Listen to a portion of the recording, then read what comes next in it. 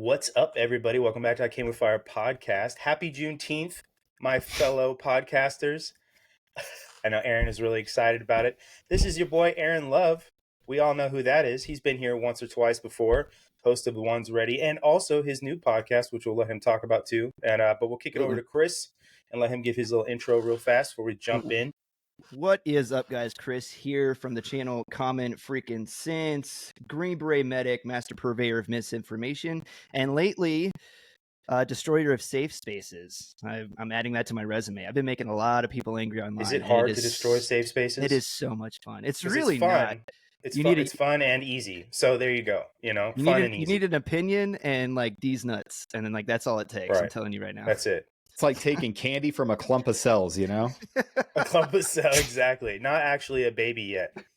Not actually a baby. Is that what they do at Planned Parenthood? They just take candy from clumps of cells all day? When they're not throwing pro-lifers in jail, yeah. That's what I've heard. Yeah. This is it. This is the one. All right, everybody. It's been a good run. I'd like to say thanks for my last time that I'm going to be featured on a podcast, and we will talk to you later. All right. We'll always have you. Are always welcome. You're always welcome. My dude. Yeah. Hell yeah. Dude, so tell us about the War Room real quick, man. Let's plug it. Man, it was just a crazy thing that happened. We were all in the space. So my friend Jake Zwiggs, so he's a Navy SEAL that was in, and he's done a whole lot of coaching for, everything for business school. He's got students that are in Harvard. It's basically anything that you want to achieve. Jake Zwiggs is the dude, and he goes about it. He's an officer that is the least officer I've ever seen in my entire life.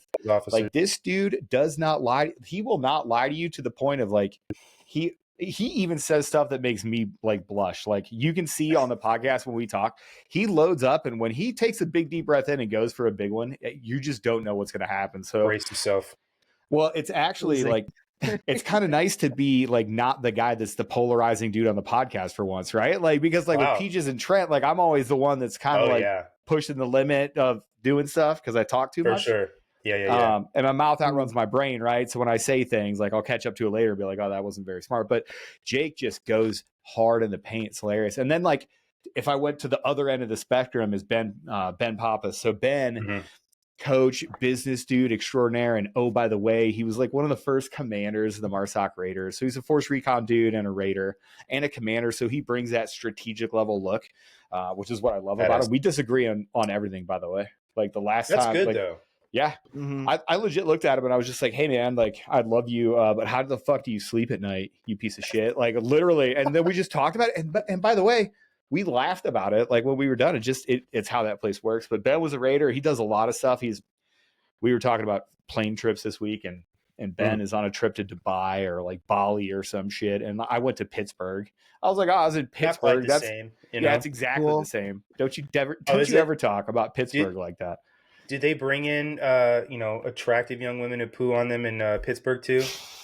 Dude, come on.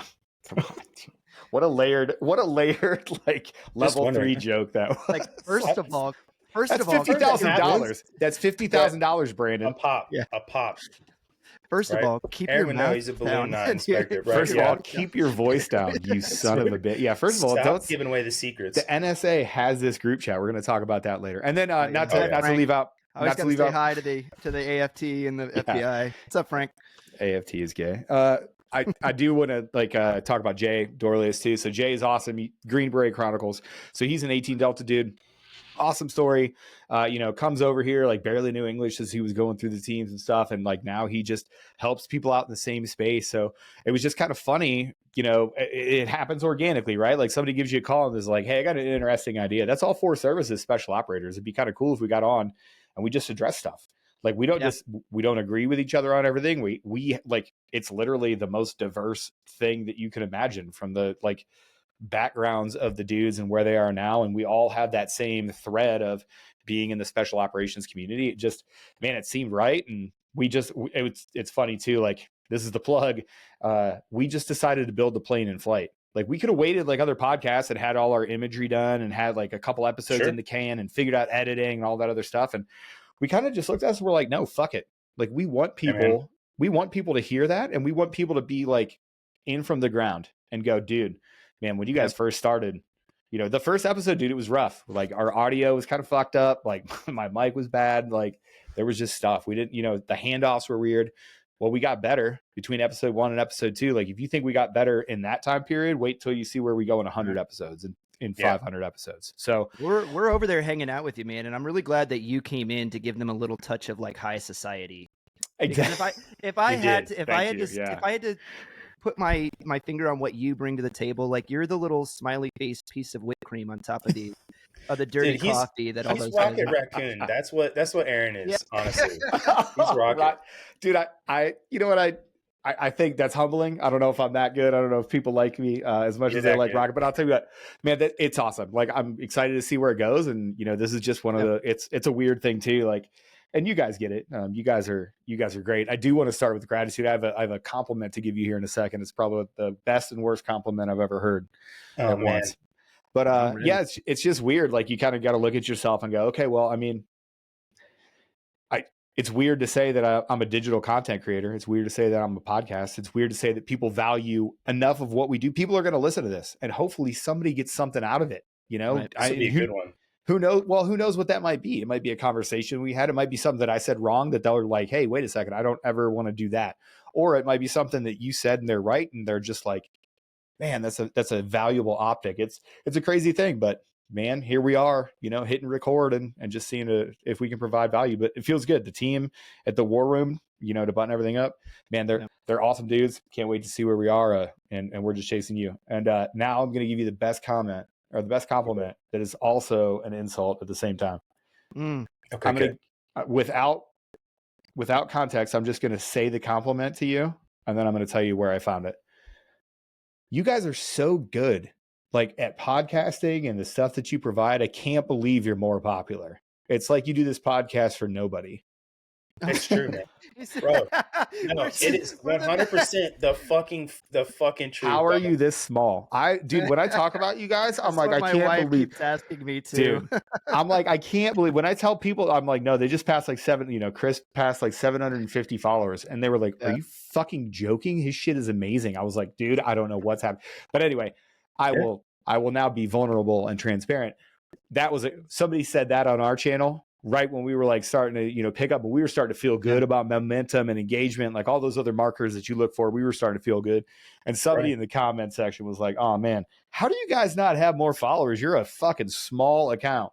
But man, you guys are great. We were just like, I see it. You know, the disrespect. Somebody to bring you back down to earth always. Oh my God. It's like, Brandon and I were talking about this the other day though. And it's kind of like that. I likened it to that band. You guys know the Fray, right? You remember the Fray? How to save a life. Yeah, they still slap. I don't care. But come on. He said it. I was like, I saw a Scrubs episode with it in there. How to save a life. Scrubs. That show. Favorite show. That show.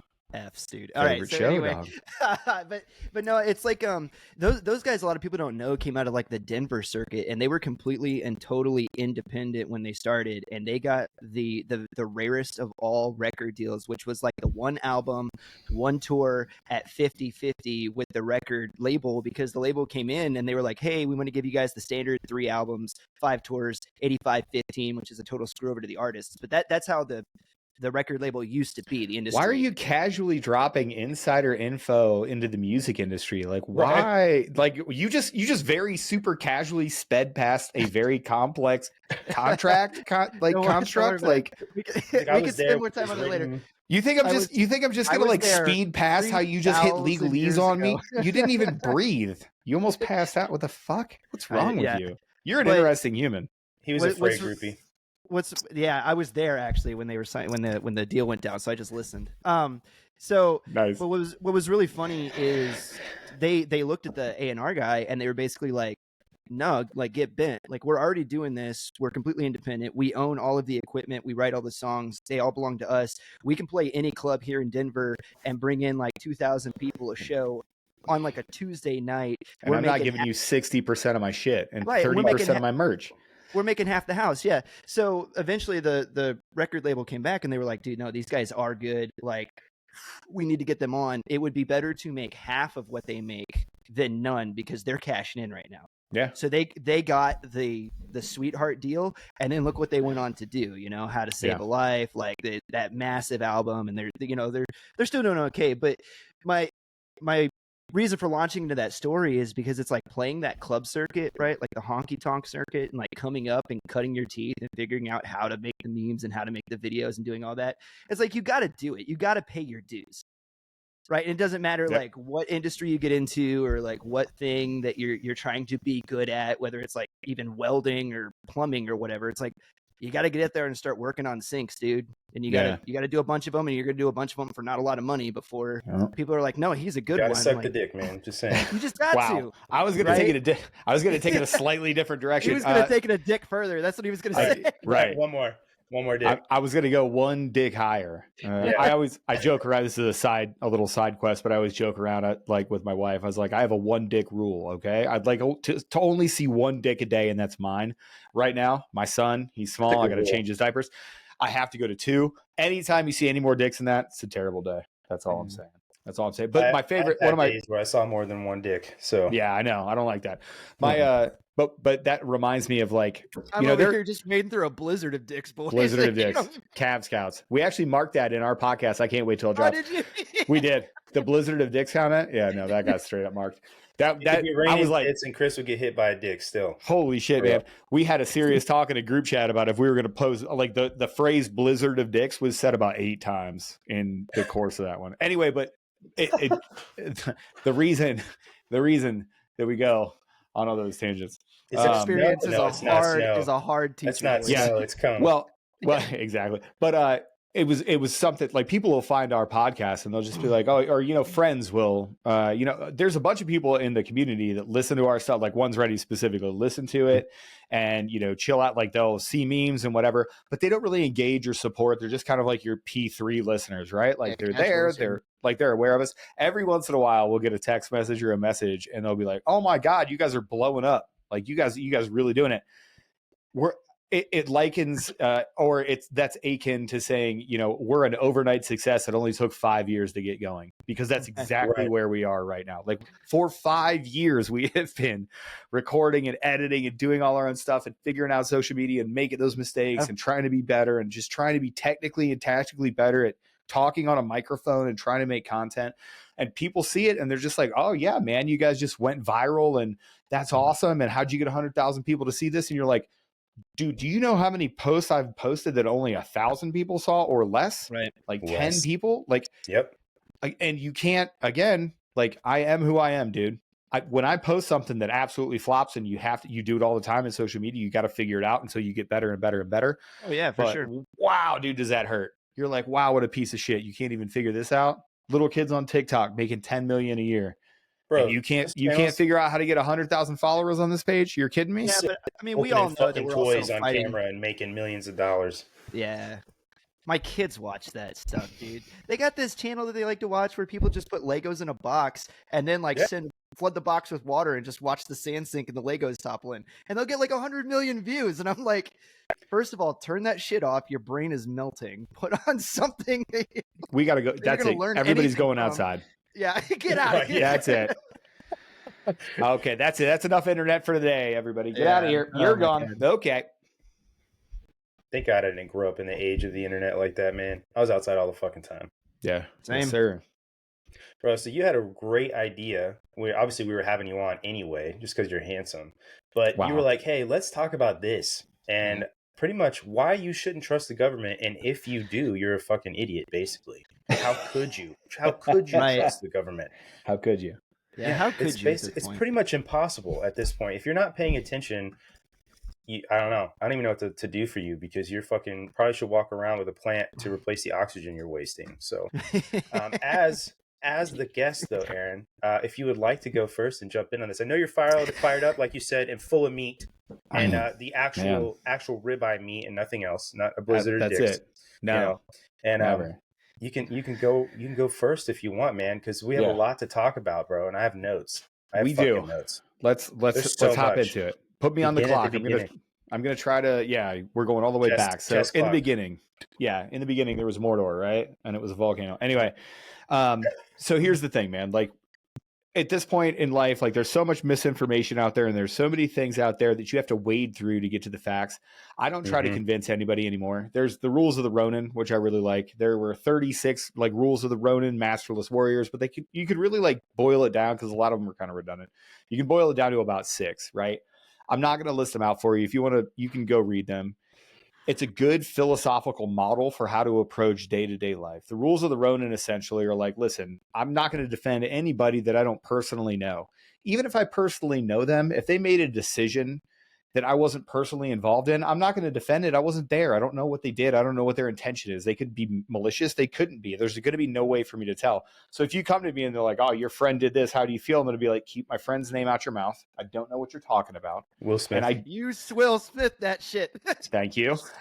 And I don't know what happened, so I'm not going to weigh in on it. And you apply that to just basically everything. You're like, hey, I don't know these politicians personally. I don't know if they're good. Also, but I tell you what, all of them are objectively terrible, so I hate them fucking all. There's no exceptions. Politicians are tools. No one has their favorite hammer. No one defends their favorite hammer by blowing themselves up. That's ridiculous.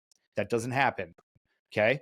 So that's how I feel kind of about the entire area where we kind of like start off to get footing here. And we're just basically talking about how it is we feel about these institutions in general, but it's important to lay like a groundwork.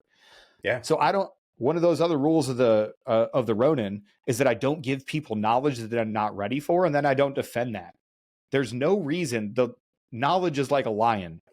Just set it free. There is no reason to defend it. It'll defend itself if it's true. Right. And if it's big true, it's going to defend itself, right? Man, that's where I'm at now. So I'm not going to sit here and I credit you. I was like, hey, man, give me a topic. I want to deep dive on it. I want to provide some good back and forth. So give me a topic and we'll deep dive it. And immediately you were like, man, let's talk about why is Americans' trust in the institutions failing? And I was like, ooh, that's juicy as shit. Let's go. I was like, wait a second. But then as I thought, I was like, there's no way for me. There's going to be no way for me to convince you what this is, because again, I'm not going to give you knowledge. I'm not going to defend anybody or anything that I wasn't a part of making. If I don't agree with the policies of the thing, even though I align with that person, I'm going to discard that because I do policy. I don't do people. Right. And I go in with a baseline again, to be very, very clear. Any person that seeks domain over another human for an extended period of time is a piece of trash. You should not be. There is nobody that should rule another human. I'm sorry. I have politician friends and people that are running for office that I support, by the way, but we have to get past that first issue. I disagree with the entire thing. So we made the decision a long time ago that the United States would not have a king. So thank you. And the king, descendant of God and whatever else, not a single man. Divine right is not a thing. 100%. No, I do not worship anything that's not a man. So anyway. I like what you said about that, because people are not going to change their minds unless they're truly interested in changing their minds. People don't change their mind just because you're yelling at them or talking at them. The best way to do that is just to present people with information and let them change their mind and let them believe it's their idea, essentially, right? That it's their idea, that they're changing their mind. And so the best way to do that is presentation of facts, which is kind of what we did and pieced together. And I like that, because it's up to you as a listener. What do you want to do about the information you're going to hear? If it's the lion, it's the truth walking around, it'll defend itself. If not, fucking fact check the shit out of us. Let us know how stupid and wrong we are. And then we'll either address it or not, probably move on about our day. But Chris looked like he's having some technical issues. I'm going to address that real fast, just because if you're watching this, all 4 people who do watch our podcast, as Aaron affectionately pointed out earlier, you'll wonder what's going on. I don't know what's up with Chris, but he's going to be great. We can flounder or we can jump right in. Let's see. Just press. Yeah, he'll come back in a second. There he is. Yeah. I don't know what's going on, guys, but I guess I'm having some internet problems. But if that keeps happening, don't wait on me. Just keep rolling. Yeah, I got you, brother. I knew. See, when we thought you were dead, I was like, he would have wanted us to press. And then now that you come back, I was proven true. It was Chris the voice from beyond the grave. What are you guys still doing? Pick up the damn apparatus and keep going. What a bunch of pussies. Just gonna put a bullet in your head like a wounded horse, bro. Jesus Christ. Just stop. I'm going. All right. So the facts we're gonna present. Yes, I don't even know where to start because there's so much shit. There really isn't. Well, so I think we were gonna do this amendment by amendment, aren't we? Isn't that the plan? We could. Yeah. Something everybody knows, right? I like it. Okay. Where did it all go wrong? where did it all go wrong? So and it brings up a good point, because I do actually want to provide a little bit of context to people out there that maybe aren't as smart on American history as they should be, which is every single one of us, especially if you're of voting age. But that is like the United States Constitution gets passed, right? Like 1787, shortly after we become a nation, right? And so we become a nation. You have the Articles of Confederation that go in first. They're not so good. So then we have to take it back to the drawing board. We're like, hey, we need to come up with a new way of doing things.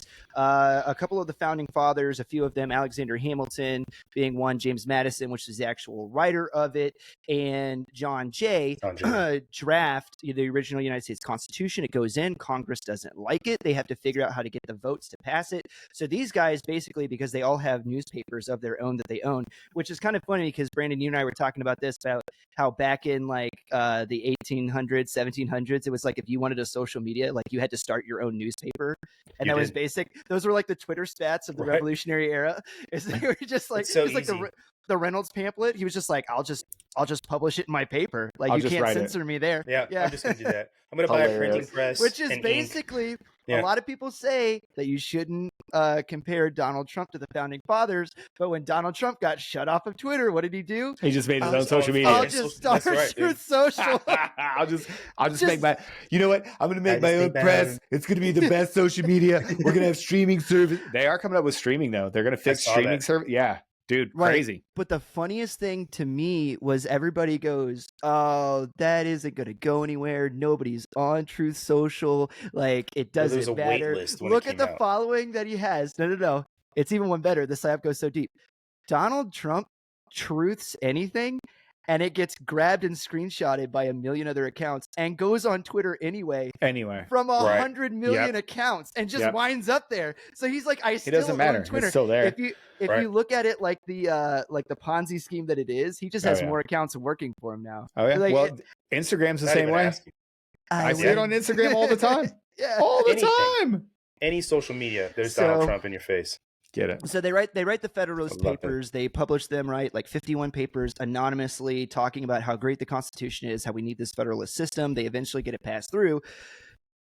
The Constitution is ratified by the Congress, right? However, there's a problem. There are some rights that are not enumerated specifically. Can't think of everything. By the Constitution in a way that everybody can agree on. They go, well, we agree on all this stuff that you said and how the government should work, but however, when we say people should be free and we're talking about these things, what do you mean by that? So then they had to come back a third time. And this is what I love about what you were saying earlier, Aaron, about building your podcast in flight. Like, this country was literally built in flight. Yes, and they were like, by 18-year-olds. By young men. Right. And they were like, well, we know we don't like kings. We're done with that shit. Right. That shit's lame. Well, and if you look at it, it's funny, is like, you know, people get it fucked up, and I want to lay this out. I am so fucking happy that you are doing this, because you're a fucking subject matter enthusiast, which is what I love about you.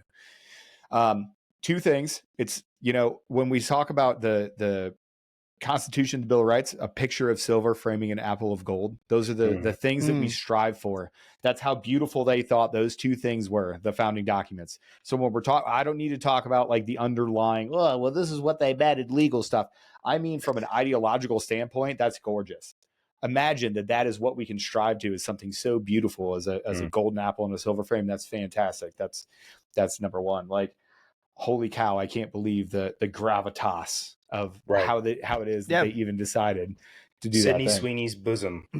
It's beautiful. It really brings a tear to the eye, as it were. But what's hilarious to me is that we go from like 1776 to 1787, because a lot of people, they think about the founding of our government as if it was like, and then we won the War of Independence, and then we're America. No, and it's like, dog, like that's fits and starts, and then we couldn't figure it. Like, well, that's the problem, is like, professionals playing for logistics, right? Amateurs playing for execution. I'm sorry, we only had time for execution.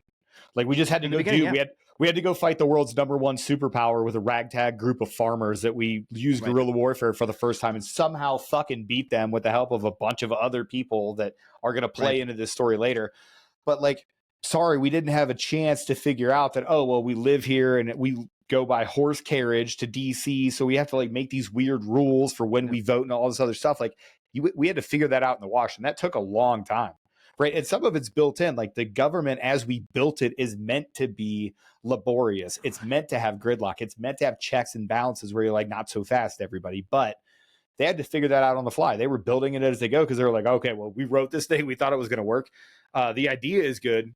The logistics aren't working. Right.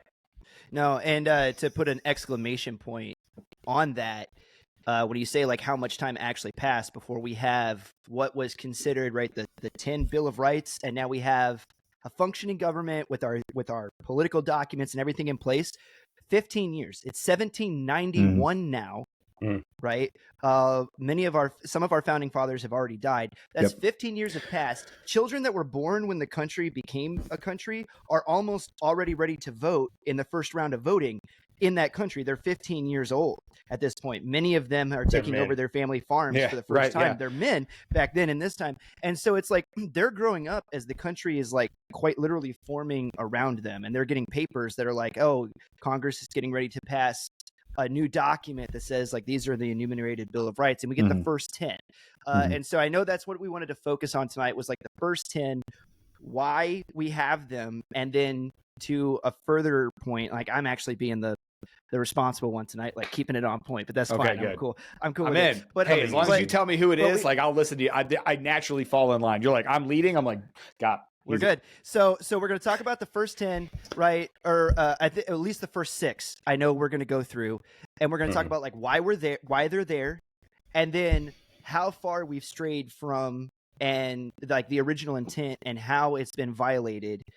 And then we're going to leave the question up at the end. I'm not going to come down. None of us are going to come down on any like this is what you should take away from this. We're just going to present some evidence as we move forward through the rest of this, and we're going to let you come to your own conclusions, your own decisions, your own conclusions about what we're presenting you. So, without further ado, we're going to launch into the First Amendment. Right? At the beginning. What is it? What are the 6 things, right, that the First Amendment actually covers? Because a lot of people don't realize like how much it covers. And then we're gonna get into like just how the government is not abiding by its own amendments. Well, here we go. Without further ado, so I want to frame this conversation. Keep in mind the second thing that we talked about the the first one, silver apple and the golden frame, right? Right. The second thing that we're going to talk about here is that this is a list of things. Put yourself in the context of the founding fathers. This is a list of things that limits government. These things do not give you rights. You are backwards if you think of it like this. Your individual rights given to you by a higher authority, by any man, are inalienable. Life, liberty, the pursuit of happiness, the right to self-defense, all these other things that we're going to talk about. We had to spell it out in these papers. This is a limiter on the government. That is it. You were looking at the government. People read this from the government down, and they're like, oh, this is what the government says you can do. That's a statist viewpoint. That's not an individual viewpoint. The individual viewpoint is these things. The First Amendment, which reads, Congress shall make no law respecting an establishment of religion, producing the free exercise or prohibiting the free exercise thereof, or abridging the freedom of speech or the press or the right of people to peaceably assemble and to petition against the government for a redress of grievances. Mm-hmm. Right. That is the reason I went to go say 6 is because it's freedom of religion and then practice of religion, and a lot of people they specifically said too, because and the reason they did, and I want to make this very, very clear, and I want to say this too, they came across freedom of religion first as part of the First Amendment because it was the most important thing to them. The Anglican Church in England was a co-church in government that ruled with the king and basically told them. It was the government. Like you're doing a great. I'll be the one that says it. You're being the facilitator. I appreciate you. I'll be the one that gets a misinformation tag. It was the fucking government. They called it the church, and then they found a way to rule over everybody. They found a way to rule over the left and the right, the religious and the non-religious. They couldn't say it out there. It was the Church of England. They ran everything. Right. So you have early American, the Puritans that leave, right, for settlement at Jamestown. Guys, the whole reason they came here is because they were saying, well, this is how the Bible says that we're supposed to practice Christianity. And the Anglican Church says we can't worship that way. So if it's going to be illegal and they're going to persecute us here under the government, then let's just go somewhere where we can practice religion the way that we want to. Right. Yep. And like, I don't care if you don't believe in Christianity or if you do, or like how you feel about it, but your entire nation was founded on the idea that people should be free to do the thing that they ought to do. Like, this is what God says that I'm supposed to do, and I want to be free to do it, not the freedom to do whatever they wanted to do, because people get liberty twisted all the time. Well, and equally as important, the freedom from religion. That's the freedom from religion really highlights your point, because they were saying, because again, they everything was done because these people had, I'm going to speak in Gen Z terms. Oh my God, bestie, they had so much trauma from an ex that when they got here, they were like, no, you're not going to push your religion on me. You're not going to push your feelings on me. No cap. Fucking stupid.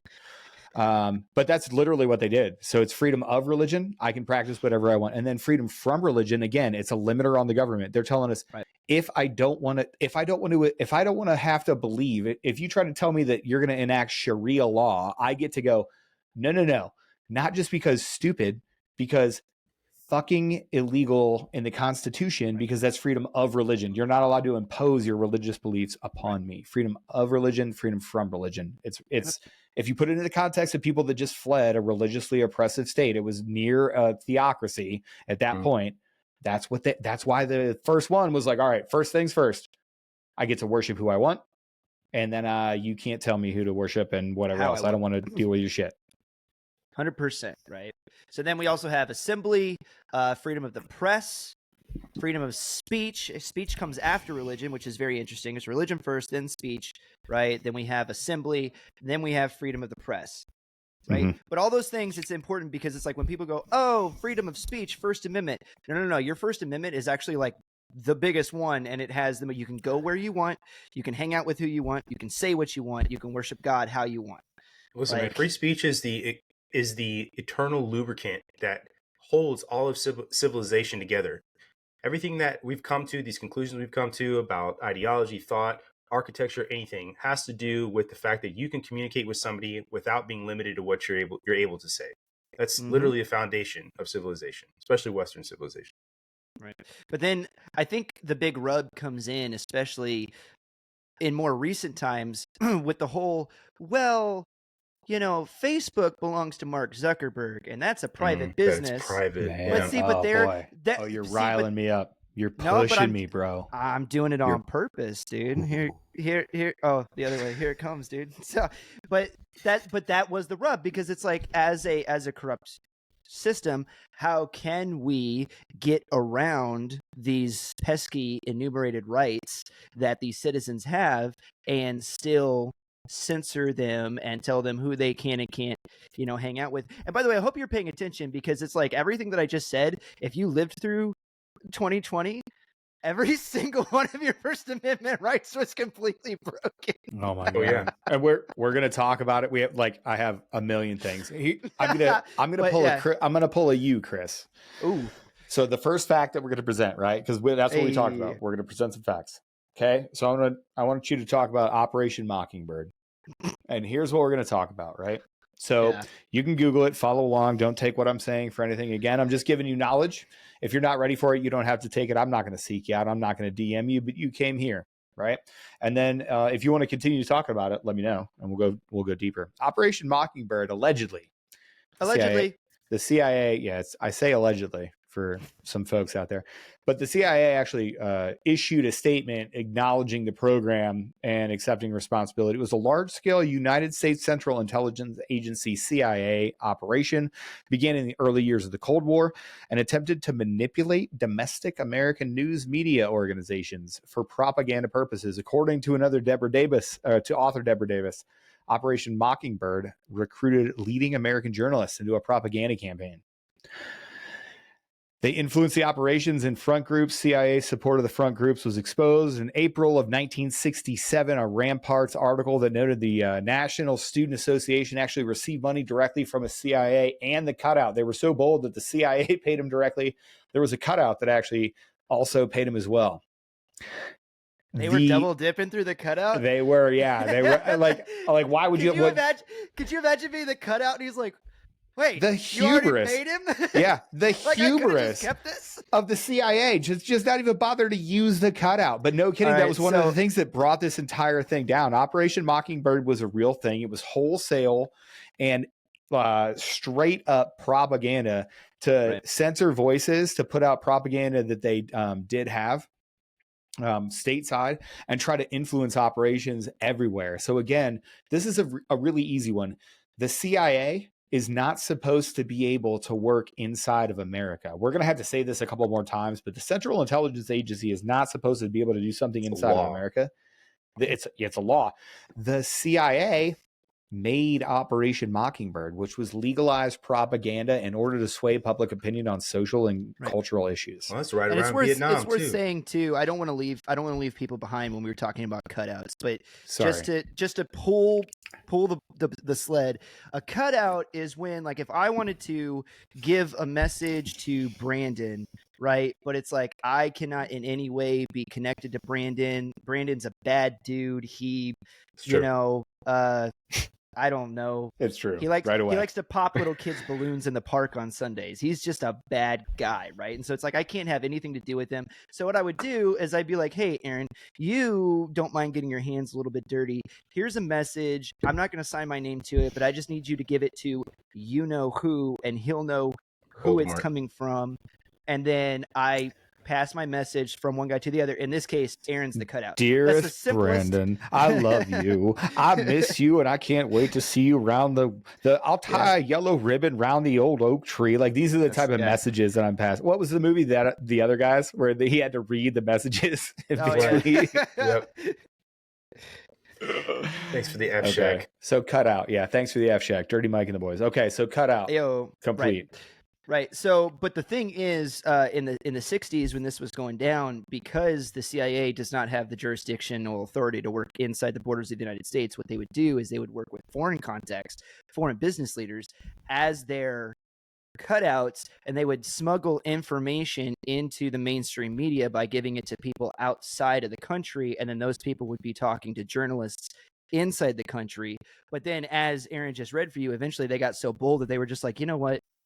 And they just would take off their government suit and put on their everyday clothes and just walk into MSNBC of the day, whatever. I don't know. New York Times was open back then, right? And they would just walk in there and they'd be like, hey, here's the headlines to print. Here's the big stories that are getting ready to happen. Yeah. Mm-hmm. Yeah. But yeah, that really happened. And they testified before Congress that was really going on. Mm-hmm. Do you think they've stopped? You're getting too close. Let's not blow our wad, my friend. So I would like to bring you up. So back in 1948, okay, there was the United States Information and Educational Exchange Act. Back in 1948, we basically came up with a law. Remember, this is right after World War II. What was one of the biggest things that we did in World War II that wasn't kinetic, that affected the way that we won Europe? It was PSYOPs. Mm-hmm. The dropping of leaflets and pamphlets and those radio broadcasts that we would take over. Tank Brigade. Look that up. Yeah, exactly. Like, hey, we're closing in on your area. Like, we had people that would whatever. Well, we realized the dangers of this in 1948. Whatever. I'm saying. So we realized the danger of this in 1948, and we come up with the United States Information, and Education Act of 1948. And basically, that made it so that you were unable to publish those. We were making straight up propaganda, like, make no mistake about it. We wanted to propagandize against the people that lived in those places that could hear those transmissions. Well, we were like, hey, 1948, super dangerous. That shouldn't happen on American soil. You ever wonder why you see completely different, weird, cringy commercials on USN while you're deployed in a foreign country as opposed to this?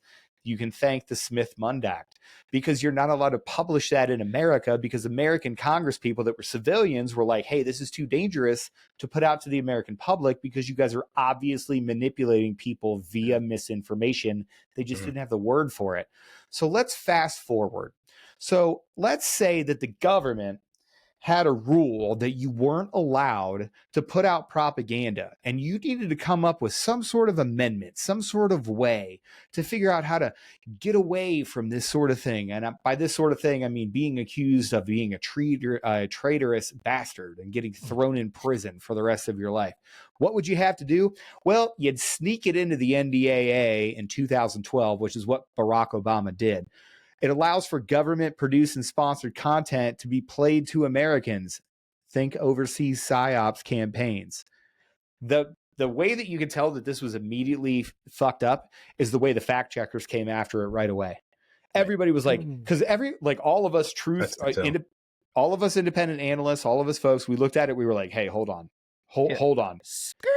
This legalizes propaganda. Like, you're not calling it propaganda, but you're saying the things that we made in order to influence, win hearts and minds and change public opinion about an issue that we know we 100% biased, paid for, and influence people with a whole bunch of nefarious shit going on. We did that to other people. We do it all the time. This act stopped it. So then when Barack Obama was like, well, listen, I think we're just going to put an amendment in, and we're going to put an amendment in. Man, listen. Hey, it'll take an listen, amendment. We looked at it and we thought about it, and we just thought that some people were getting too smart, and those people that were getting too smart, we decided we had to stop them. So the amendment comes in. Pretty good. And that's what we're going to do. Thanks, Mike. I mean, Michelle. So I really couldn't tell if that was Barack Obama or if that was Freddie Flintstone, but it was good. You were right in there. You were. I appreciate it. Yeah. So the way that's all. It's always how you can tell. Shout out to Dan Bongino and everybody. Like, he does the dipsy do flipperoo, but it's whatever they're saying to you. It's do the actual opposite. So when the fact checkers came after this claim, they were like, hold on, that sort of makes propaganda legal, because now the devil is in the details. Not only can you like play those things that you would play overseas, but all you have to do is classify a little piece of something as one of those videos. Like, who's to say that an organization can't flow in and out of that protection and that non-protection and be like, oh, well, hey, well, this was just really a part of one of those videos. We were paid by the Army to make it. Yeah, it's on our normal, Fox News platform, but this 2-minute segment was funded by somebody else. So whatever. So how does that work? One more piece of, I just don't want to lose anybody. The NDAA is the National Defense Authorization Act. It's passed by Congress. It is technically a budgetary issue that's passed every few years it's passed at least once in administration. Correct me if I'm wrong. Once every administration, it's passed, and it gives the titles and authorities to the Department of Defense, specifically National Defense. It gives them their titles and authorities about what they're allowed and not allowed to do overseas. So that is, to us veterans, when we're deployed, right, the rules of war is under the NDAA. Like what partners we're allowed to work with, who is classified as terrorists or who's classified as partners, who are what we're spending money on, with, prioritization, what we're spending money on. Right.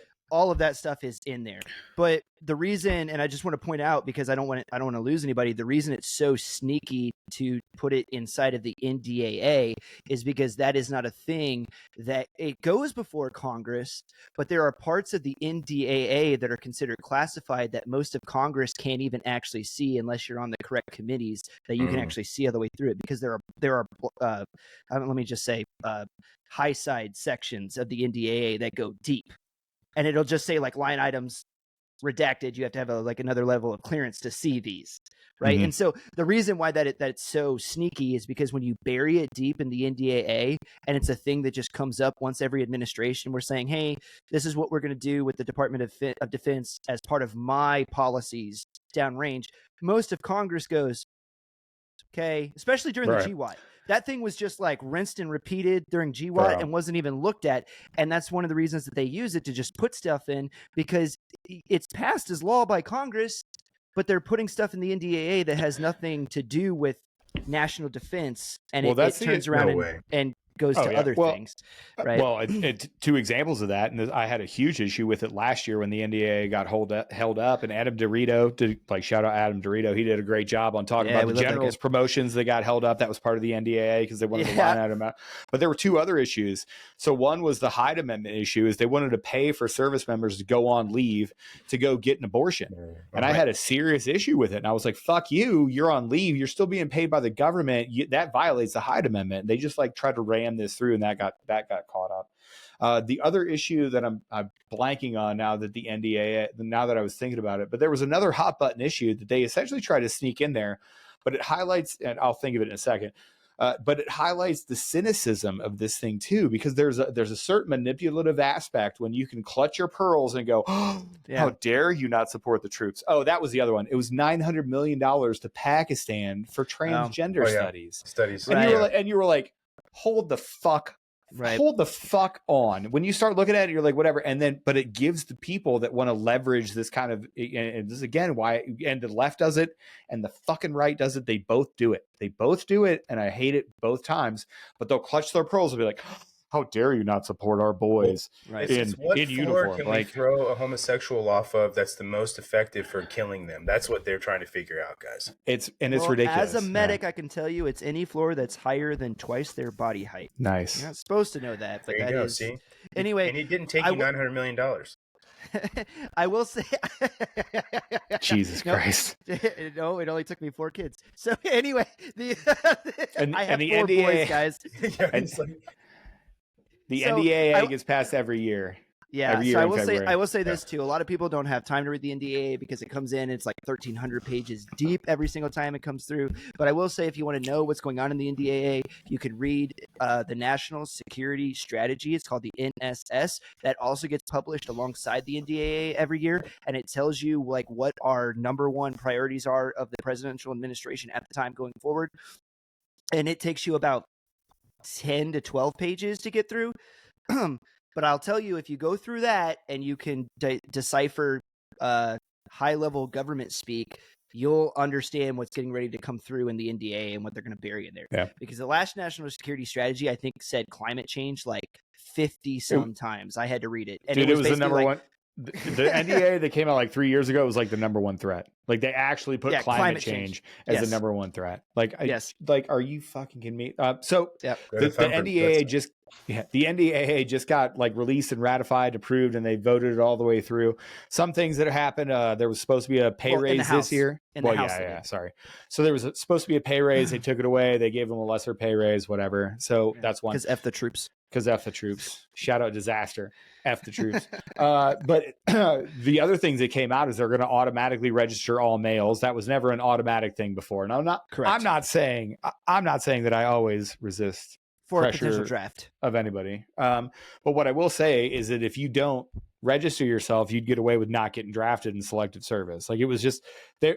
We had so many people that were volunteering during GWAT. The last 20 years, the United States government got sensitized to be like, well, if we get a card with your social on it saying you're ready to the Army, we'll take it. But they're not tracking you down. They're not putting you on a list. Well, now they're going to put you on a list. Every single male that turns 21 or turns 18 is now eligible. 18 to 26 is now eligible for selective service. People freaked out because they were like, oh, this is part of the draft.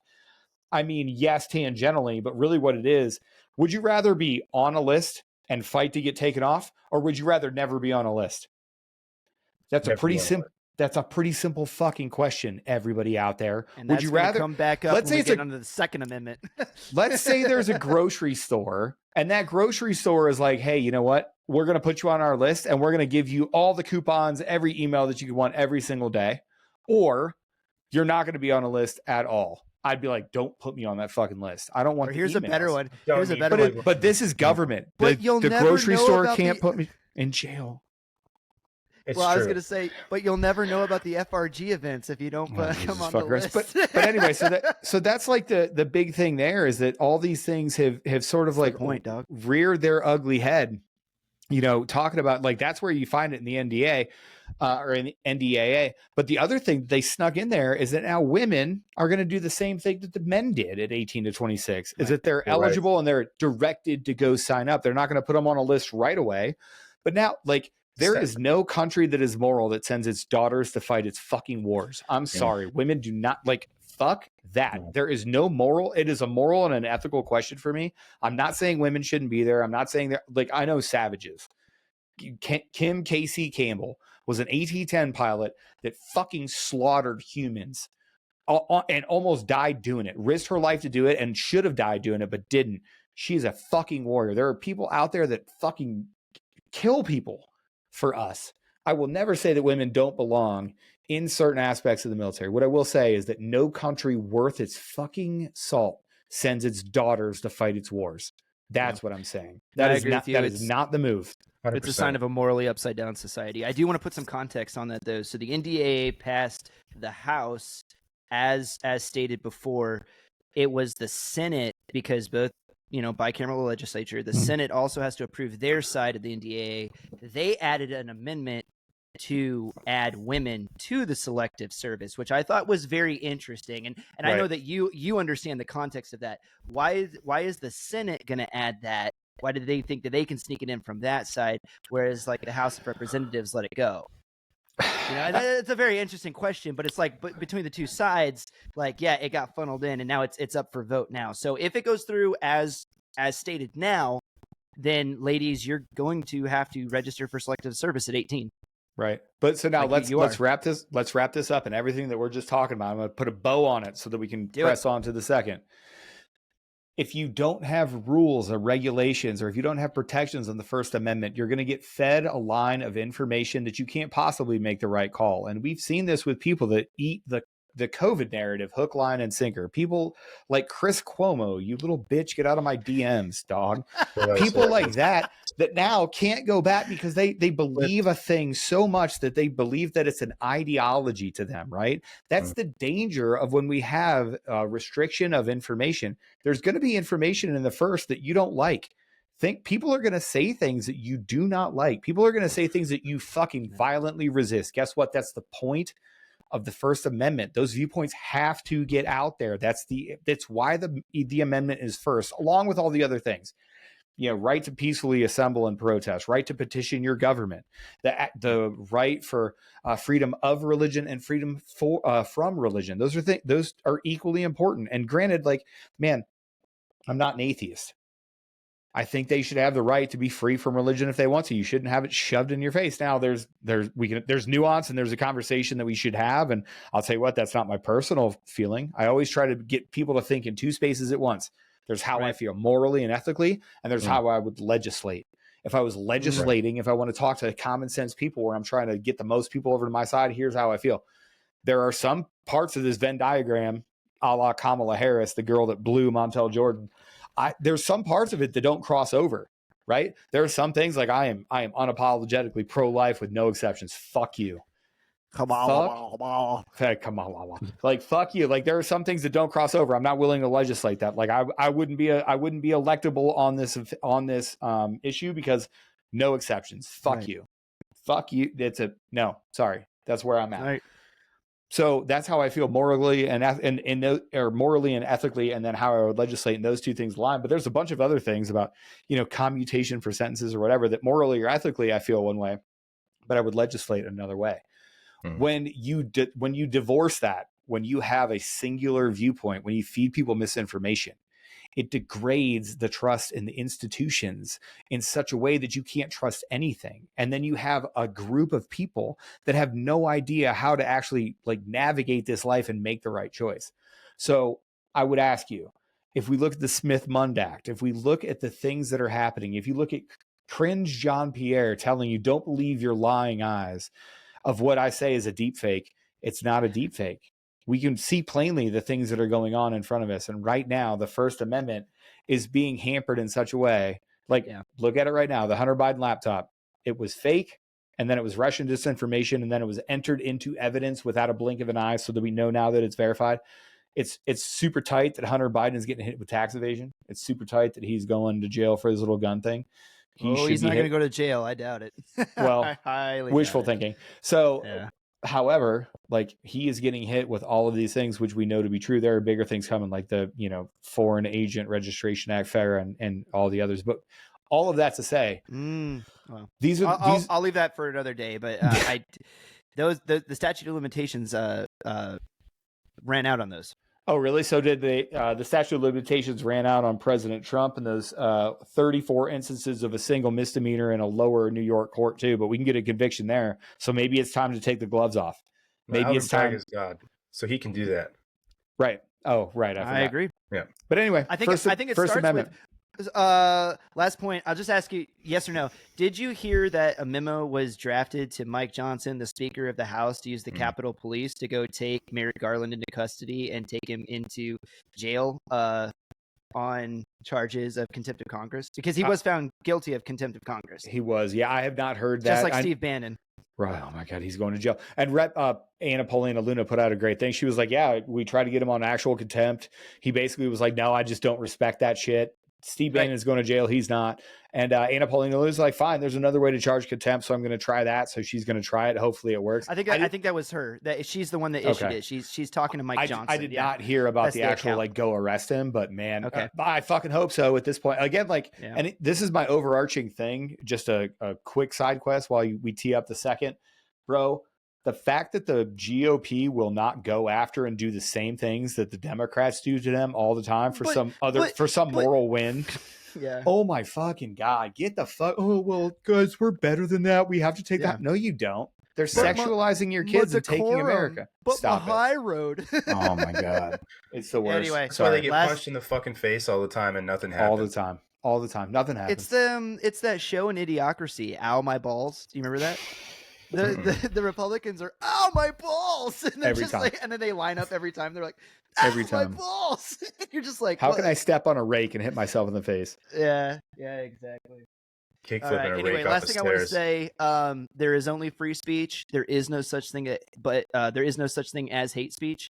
All speech is free speech, or none is. Speech is Brandon, not violence. What do you have on the first before we jump off of it? I just want to say that where is the largest free market of ideas in our modern society? And it's on social media, right? And so we sit here and talking about the First Amendment and all these things that they're doing to manipulate the way we view things, propaganda, Operation Mockingbird, all that stuff. Why do you think that there's such an effort to minimize and censor people on social media? Because it is the biggest and largest free-flowing apparatus for information ever, right? And the fact that anybody, like you said earlier, Aaron, the truth is a lion, let it out, it'll defend itself, right? I get it, right? There's a lot of people out there, and anybody can, like me, like my stupid ass, can have a microphone and a camera, and I can get online and say whatever the fuck I want. But there's enough people out there who can sit there and say something against it and prove the point and all these other things. To me, that's the biggest evidence that your rights and your First Amendment right is under attack. If you can't see that, I get shadow banned all the fucking time. Aaron's been shadow banned into the shadow realm, all fucking Yu-Gi-Oh style. But I'm yeah, like, you're shadow. Yeah, dude, I've been shadow banned forever, man. That's probably why I we're was quote unquote born so in good the but so shadows. small. Yes, that's right. You just adapted to it. Yeah, Mark Zuckerberg's over there like, the shadows betray you because they belong to me. I should have done that in a robot voice. That would have been more appropriate. Yeah. Hello, fellow humans. Hello, fellow humans. It's I, Mark Zuckerberg.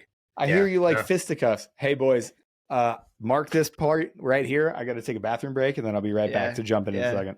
Perfect. Marked it. Oh, man. I enjoy talking to other humans and eating meat like other humans. Yeah, is that meme? Oh man, I want to say it's AI, but somebody got a picture of him at the screen door, and he's like looking in the screen door. You seen that meme of him? I don't know where the fuck that picture is from, but that's all over the fucking place. I know, but did somebody nab that of him, or was it like maybe? I don't know. Because if that's one of the original AI pics, that is hilarious. No, I've seen that around for a long time. That's not an AI photo. And it's just that's like, what are you guys? Old one. What are you guys doing in there? Are you free speaking? Are you guys free speeching on the other side of this screen? Right? Exactly what he's fucking doing. Dude, Aaron came in loaded for bear. I love it. He's appropriately toasted. Dude, he's one of those people that like I've hung out with him like this once before. Yeah. You wind him up, bro, and he just is the nonstop monkey with the cymbals, dude. Ready to go on to Yeah, but I love Right. the energy that he brings over here because he fits in just perfectly. And by He the way, does. when he said that to us earlier, and he was like, "Dude, you guys are so good. How are you so small?" And I was like, "Bro, we're working on it." I don't know. But I'm like, Dude. but also, I took that as the compliment it was. It is a compliment, man. Yeah. We're being held down somewhere, bro. I don't know what that is. The man's keeping us down. Sorry. It is. Send It it. is Let's the go. man. No, that's it. We Sorry, were just man. talking about how handsome you were before you, and wondering what pomade you use, and It's fiber. It is true. yeah, It's is fiber. it I American thought you would have classic been like fiber? a natural beef tallow kind of guy. Man, I'm getting there. Yeah. No, Johnny- rub that on my Johnny face. It's a Slicks. fiber. It's a fiber. All I right, used to so try we're talking about these amendments, and we're trying to present a case, right? So let's. I promise that I'll keep it more concise. We have to keep focused because we're already in an hour, and I want to keep this, for people that don't listen to 5-hour podcasts. Your So the focus Second needs Amendment. more focus. Let's talk about the second. So Amen. I will feel free to read this one up. You know why? Because it's only 27 words. It's the clearest amendment that we have. It's the easiest to understand. The Second Amendment states a well-regulated militia being necessary to the security of a free state, the right of the people to keep and bear arms shall not be infringed. 27 words, Second Amendment. Full End of stop. story. That's period. End of sentence. Yep. So I have a question for you because I want to break this down since it is so short. I want to break it down like section of sentence by section of sentence. Well, that means it's only for a well-regulated militia. Yep. That's No. So that's where all right. So let me start off with I totally agree. I 100% agree. I want you to go back to the beginning of the podcast. What did we talk about? The beginning of the section. Put yourself in the context of the founding fathers. Make sure you understand what it is, and then we limit the government. You're right. You should have a well-regulated militia. Militia in that time and context means a group of people, your neighbors that you live with, you barter with, you train with, and you have a plan for if the government becomes tyrannical. Right. That's the point of having small communities. It's why we're federalists. It's the entire reason, everybody.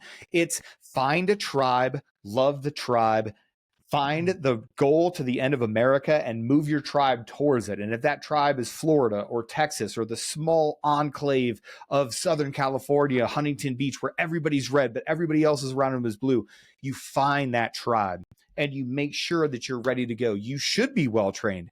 You think I don't have to? Well, the NSA has all my text messages. We'll talk about that in the fourth. But you think I don't talk to my friends about? You think I don't have a blowout plan? You think I don't, hey man, if something happens up here, we're coming to you. If something happens down to you, you're coming to us. And here's what you need to bring. We're good. That is a militia. That's what it is. You're an American citizen of your own free will and independent rights, God-given big R rights. There is no person that should be able to come and attack you. And you know what? I got a squad in this neighborhood right now. I know where the long guns are. I know where we're moving. That's what a militia is, right? Same. And put yourself in the context. The government disarmed you. They owned you. They held you under your thumb. And they were like, no, first things first and the second. The first thing that we're going to do is, you should train. You should know how to procure water. You should know how to do all these other things. And I know we've lost sight with it. However, that's where their context was. So that's what they mean by that. I'm really glad that you made that point because I'm gonna make the point from like an English standpoint because like one of the things that people like to do is it's legalese. They like to twist the language, and then if you say a lie enough times and you say it confidently enough, then people start to believe you, even though it's got no base in truth, right? And we'll get to this when we start talking about separation of church and state. But like if you say it enough times and you say it confidently enough, people. So it's like, well, a well-regulated militia, right? In the context of the time in the 17th century, 18th century, when they were writing this, they didn't need to write for a well-regulated militia because in the context of the time in English, they understood they were more eloquent people. It's us that are actually the retards today that can't read English and understand it. Right. So you have a well-regulated militia, then a parenthetical phrase being necessary to the security of a free state. Set that one aside. Because that's the reason what I'm talking about. That's supporting facts for the first one, right? This is how English works. The right of the people, because to keep and bear arms shall not be infringed. Because what he's saying is it's the people that make up the well-regulated militia. Because back then it was who ended up making up the Revolutionary Army were the militias of the individual towns, and they all joined together, right? And there's one famous example, and I can't remember the name of the reverend, but there's one militia that ended up becoming like a raider unit in the Revolutionary Army, and their drill instructor, their main drill guy at the time, was the local reverend of the town, and they stored all the weapons in the church, and then this pastor was the drill commander, and they would go out and they would do drills after church on Sundays, or like on Saturdays before evening church out in front of the church. And like, he was the guy that would run drill because he was the community leader, right? And so it's like the time that you're talking about is so different from the time now, where it's like we're all doom scrolling Instagram all the time. It's like these people were practicing with their muskets. They were setting up targets. They were practicing loading and unloading procedures. They were going through the stuff. And so what they're saying here is they're like, you know what? What was the first thing that the British did to us when they came in and they marched through Boston? Oh, that's right. They rounded up all the muskets. They melted them down for iron, and they took away our guns. And so they were like, you know what? A disarmed population. For a well-regulated militia. Never happened before. Yeah. Being necessary to the security of a free state, the rights of the people to keep and bear arms shall not be infringed. So wait, I am Chris, from the standpoint. I got a question for you. I'm going to hit you with the close mic talk, Joe Biden. Hey, buddy, I got a question for you.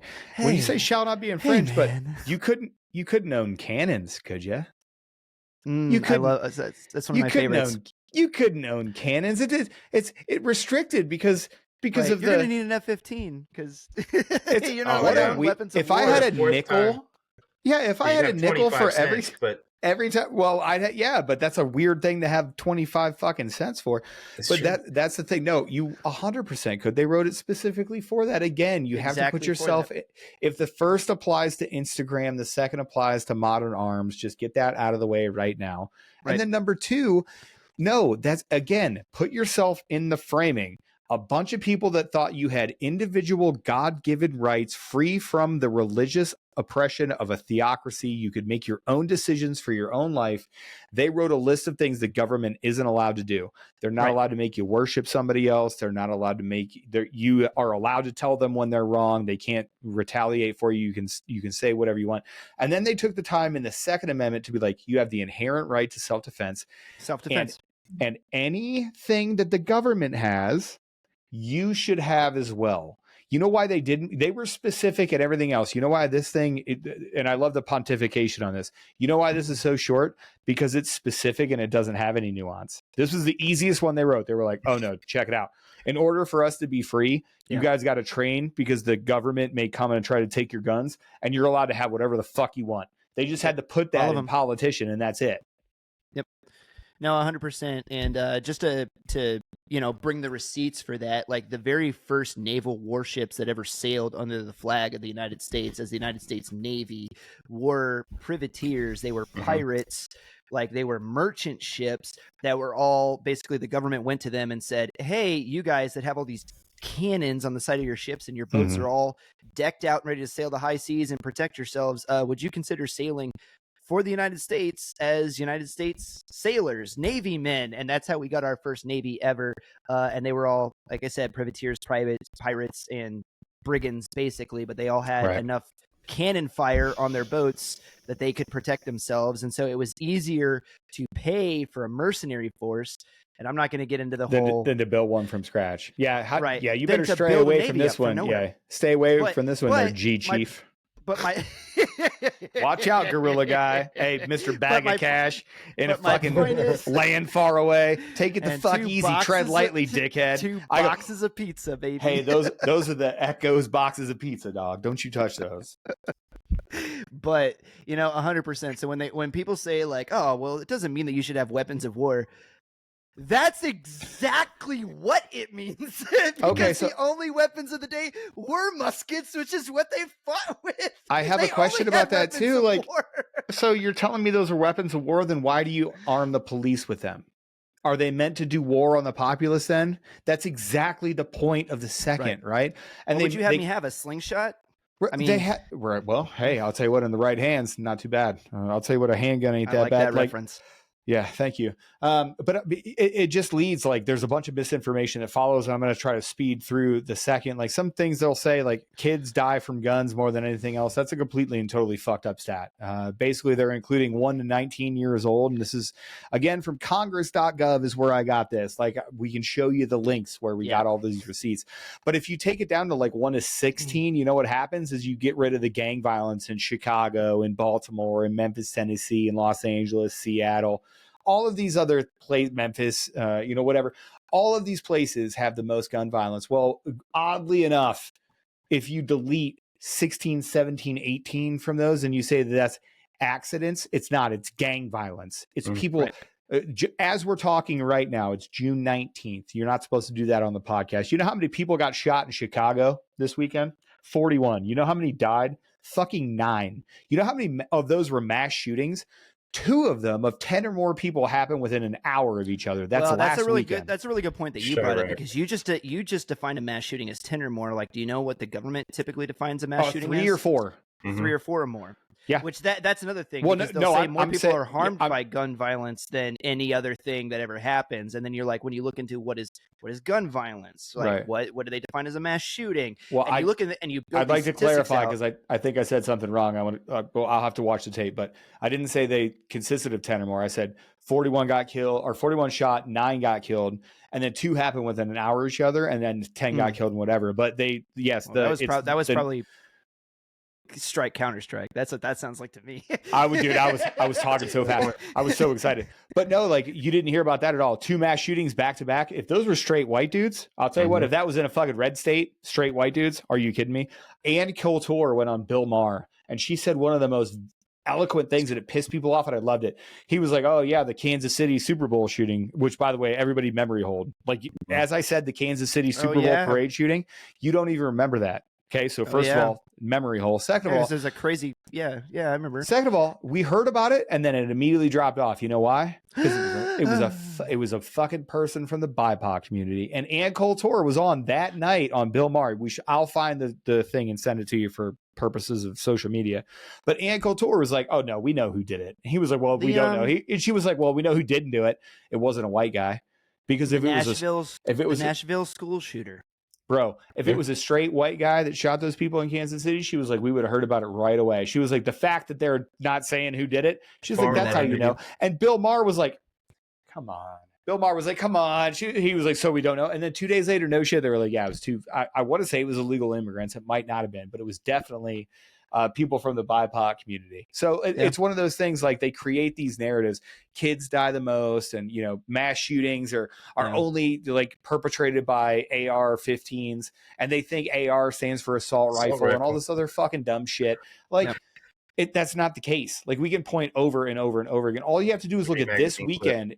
Yeah, this weekend in gun-free Chicago, 2 mass shootings within an hour, 9 people dead, 41 people shot. The problem is not the guns. The problem is not the gun laws. The problem is the policing in those areas. And if you deleted the top 5 areas in America for gun violence, which are all Democrat-controlled, we would shoot down as to one of the more peaceful countries. But whatever. It's like, anyway. I want to tee up one more on the second, and then we're off. And this one's for you, Brandon. I love you, buddy.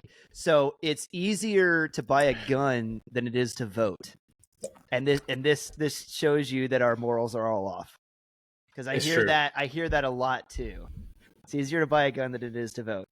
So what do you have on that? No, I mean, I'll just say that I can go to any school or courthouse or civic building, and I can pick up a gun at any point. I don't even have to show a driver's license or any form of state issued or government issued ID, and it just gets handed to me at will. I do this. I get my friends to do this. I go down to Home Depot and I pick up the guys that aren't registered, and they do this. We do it all the time, okay? And that's my well-regulated militia. That's my well-regulated militia, and it's why I run this fucking neighborhood. Okay, so oh my god, this is why I follow you guys. Oh my god, this is why I follow you guys. What a great and then Brandon brings them all home, and they polish his F-15 and Speedos. So good. I make them do it. Get in there. You missed a spot, Jose. Get in there real nice and deep, like. I just finger my belly button while they do it. Real nice and deep, like. What movie is that? Oh, fucking damn PCU, baby, with Jeremy Piven. Yeah. Man. Oh, get in there real nice and deep like they had the car wash for PCU. What's up? They did. Yeah. Shit, was it? No, it was fucking shit It was university. that movie about the college. Yeah, PCU. Was it PCU? Yeah. Justin Long. Now I gotta know. Yeah, it was Justin Long. Oh my God, the internet will correct us. It is. It's gonna accepted. That's what it's called. Accepted is the name of the yeah. Oh, accepted. Oh, did they go to? Oh, they did go to PCU. Ask me about my wiener. Ask me about my wiener. What a great movie. What was I thinking? PCU was with Jeremy Piven, but that was a different one in the same sort of genre as a college movie. Accepted was also great. It is. What was the song from that one? All right, I'll figure it out. I don't know, you're losing me. Yeah, I don't know. Yeah, well, singing is really good though. Move on to the third. But yeah, you're good, Brandon. You were riffing for a little bit. You got to look. So you go out, you pick up all these guns wherever you can get them. You bring all your Mexican friends home. I do. And here's the other thing that's really cool about this, because it is easier. I mail them out to people, and I take there's no accountability for it, right? And it's kind of like a pyramid scheme. I will mail them out, and then to 5 of my friends, and then 5 of my friends mail them out to 5 more friends. And if and it's kind of how I arm my community. It's really. And if I don't think they got them, I'll actually go door to door and hand them the gun and be like, "Here, all you have to do is figure out a registration card. All you have to do is fill out this one card for me and give it back to me, and I'll take care. It's registered. Nope, you got it." I actually live across the street from a school. I'm over there all the time, just leaving them on the swings, the slides. I just, maybe near the trash cans, stuff like that. Yeah. Wow. I do. You don't have to show a driver's license or anything to go pick those all, bad boys. Racist. That's racist. Oh, that's what racism is. Right. That's what racism is. The reason why, that I don't have to do that is because there are kids that go to these schools that are from less fortunate communities that don't know how to use a computer. Okay. Yep. And they've never they don't even know what a computer is. They don't even know the words.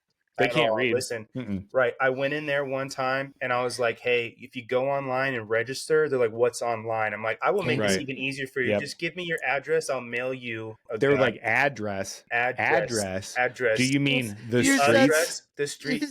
You said, "Yeah, it's where your dad lives," and they were like, "Right, exactly." I'm just going to quote Dan Holloway real fast. Oh, is it ironic that Juneteenth is in the same week as Father's Day? It's a Dan Holloway quote. I thought that was pretty good. Oh, I love Dan. I can't take credit for it. So do I. He's amazing. This is where you guys go. By the way, hey, there is no safe spaces here, guys. Yeah. If you don't get offended while you're everybody's getting it. Yeah. Right. This is a free fire zone. No, my favorite place to go give it back really in the is comments the gay clubs as much as you get. With like the it's guns. Fun. I like to go there too. Because those guys, I find it really hard for them to vote too, The gay guys? Marginalized community. They know how to use computers because there's porn on computers, but fantastic. Yeah. All right. So on that the third. Right. Yeah. This is why you got to bring Brandon in from the top row. Seems like you got to every once in a while he does need reined in. Listen, you gotta leash him. You can't just let him off. Yeah, man. I would say something and ruin all of our lives. So I do want to preface this one just a little bit. So the Third Amendment, a lot of people think is not very important. So I want to read it, and then I want to tee it up for you guys to talk about why it is very, very necessary, and like heading into where we're getting ready to be. This is it may come back in a big, big way. So the Third Amendment says no soldier shall, in time of peace, be quartered in any house without the consent of the owner, nor in time of war. So it doesn't matter when, no soldier. But I got like a critique for the founding fathers. Like you wrote that confusingly. Yeah, you wrote that confusingly. There's no reason to say time of peace or time of war. Like at no time. Yeah, at no time. It could have been one sentence. I feel like that was James Madison going like, it needs to be a little beefier. Like I can't stretch it across the whole paper. Right. Probably. But a big point, and Brandon, I want to serve this one up to you like very quickly. It seems to be very interesting what states like Maryland and New York are saying with being able to, there's certain people that shouldn't be here in the United States, but they're saying, oh, well, you should bring these people into your home if you're a good American. Right. So I'm just going to tee that one up, and then I have to take a pee break. But you guys, we got it from here. Oh yeah, we do. Yeah, I don't think the government has a right to tell me who I can have in my home at all, especially people that aren't even fucking citizens of this country. Especially when Right. you have situations going on, like Lake and Riley, these people that come into this country from the southern border, from South America or China, wherever the fuck they're coming from. You're going to tell me I'm going to house them because they're just quote unquote unhoused people, because you can't say homeless and you can't say that they're illegal, even though they are illegal, and people can be illegal, right? If your country doesn't have a border, then it's not sovereign. Can't tell me I have to house anybody, let alone people that aren't even citizens of this country. So the fact that they would even ask or suggest, I would tell you to go fuck yourself. I guess that's what I would say. So Right. Well, I mean, so again, I love being called a conspiracy theorist. I like to think I'm an independent analyst and I follow, the logical steps here, right? So let's talk about the logical steps. So Biden needs new voters. The country is turning, like, allegedly. Let's just follow me for this hypothetical. allegedly, So the replacement theory is racist, right? To say that we're bringing people in to replace a large majority of the voting population by giving ethnic or cultural diversity, which hasn't worked in Europe, but that's what it is, and we're supposed to like it. And that's why it's being crushed down our throats, right? So let's say that was a thing. You'd open the border, you'd get as many people in as possible, illegal immigrants, and that's what we're talking about here, people that did not follow the process. I'm not talking about asylees. There's a certain number of asylees every year. That's not who we're talking about. That word has been perverted. It's called semantic overload. When I say asylees, you think anybody that walks their ass from Guatemala into the thing. No, that's not an asylee. You have to have an actual reason why you're seeking asylum. Are you a political prisoner? Are you a prisoner of whatever? All these people are just saying that because the word got out on TikTok that that's what you say to get into America. So I would open the border. I would get as many of those people in, and then I'd start talking about amnesty plans. Well, this is a weird thing, but 500,000 immigrants could eventually get U.S. citizenship under a new Biden plan. So on June 19th, which is today, President Joe Biden is going to take an executive order to be like, hey, if you came in here illegally, but you're somehow married to a citizen, you're good. He also is going to give blanket amnesty to like 6 or 7 other protected classes. There's also paths to citizenship for all these other people. So when you start putting the strings together, you're like, all right, so let's back it all the way up for how important that I think this is for the third. Let's go back to COVID. What we do, we kicked out Patriots. 8,000 service members because they didn't want to take an experimental medical treatment. It's not a vaccine. no, They got kicked out over it. 100%. So then you start degrading everybody. The recruiting numbers are way down. Testosterone is way low thanks to your impact on the American diet. We can't recruit enough people. We raised the age recently to 42. We're starting to talk about, hey, if you want to get in, we don't give a shit if you smoked weed, right? It's a long time coming on it. Are trying to get in, Yeah, exactly. But like that's where you're like, okay, wait, we're starting to move all of these things. We said all these things, and now we're trying to get all these people in. Well, what I would do is I would replace them with a willing group of people that were grateful to me. I don't know, immigrants. Well, there's no way that they'd be able to serve in the military. You're fucking wrong, because before this all happened, Biden went in and was like, hey, immigrants, there's a path to citizenship inside the United States military. You can just go serve in there. So he's going to give you policing people. He's going to give you a pay raise, 19.5%. So, hey, illegal immigrants, here's a job I just gave a 19.5% pay raise to in the NDAA. You can get in there without your papers. When you're done, we'll give you citizenship. Oh, by the way, vote for Joe Biden. And if there's a problem, maybe you look at the people that are talking about being a conservative and you report them. Bro, that's how you replace the military. And then, oh, by the way, we don't have places for these people. Biden has already said fuck you to the Supreme Court. He said fuck you to the Constitution. You think he wouldn't? They're already asked. Here's my point. They're already asking governors and mayors are already asking you to, hey, please, we have all these immigrants, put them in your house. They're asking you to quarter people that may or may not be soldiers because it's an invasion. They're asking you to quarter people. How long does the government ask you? Dude, I'll say 2 things about this, man. Not everybody is made the fucking same at all. You come from another country, you come here and you're expected to assimilate. If I go visit France or I go visit Germany, I'm expected to assimilate, right? Not everybody is made the fucking same. Not everybody is compatible with Western society. The other thing here about people getting the right to vote and replacing us is a very, very old idea. Literally fucking Aristotle wrote about it and said that tyrants prefer the company of non-citizens to citizens at their table because they're more easily manipulated and will do what you want. This isn't a new idea.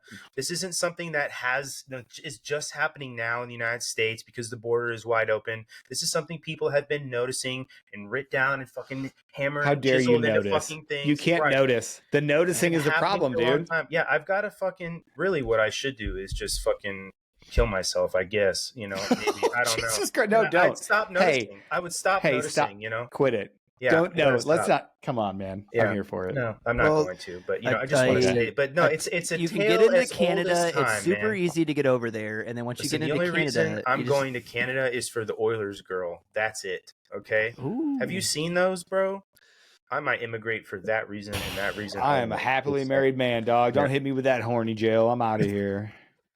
I'm good, dog. For legal purposes. Listen, I got enough problems in my past. I can't have problems in the future too. I'm trying to do some things, man. I got to try to be a better person. I saw about that and I was like, that's disgusting. What's the link?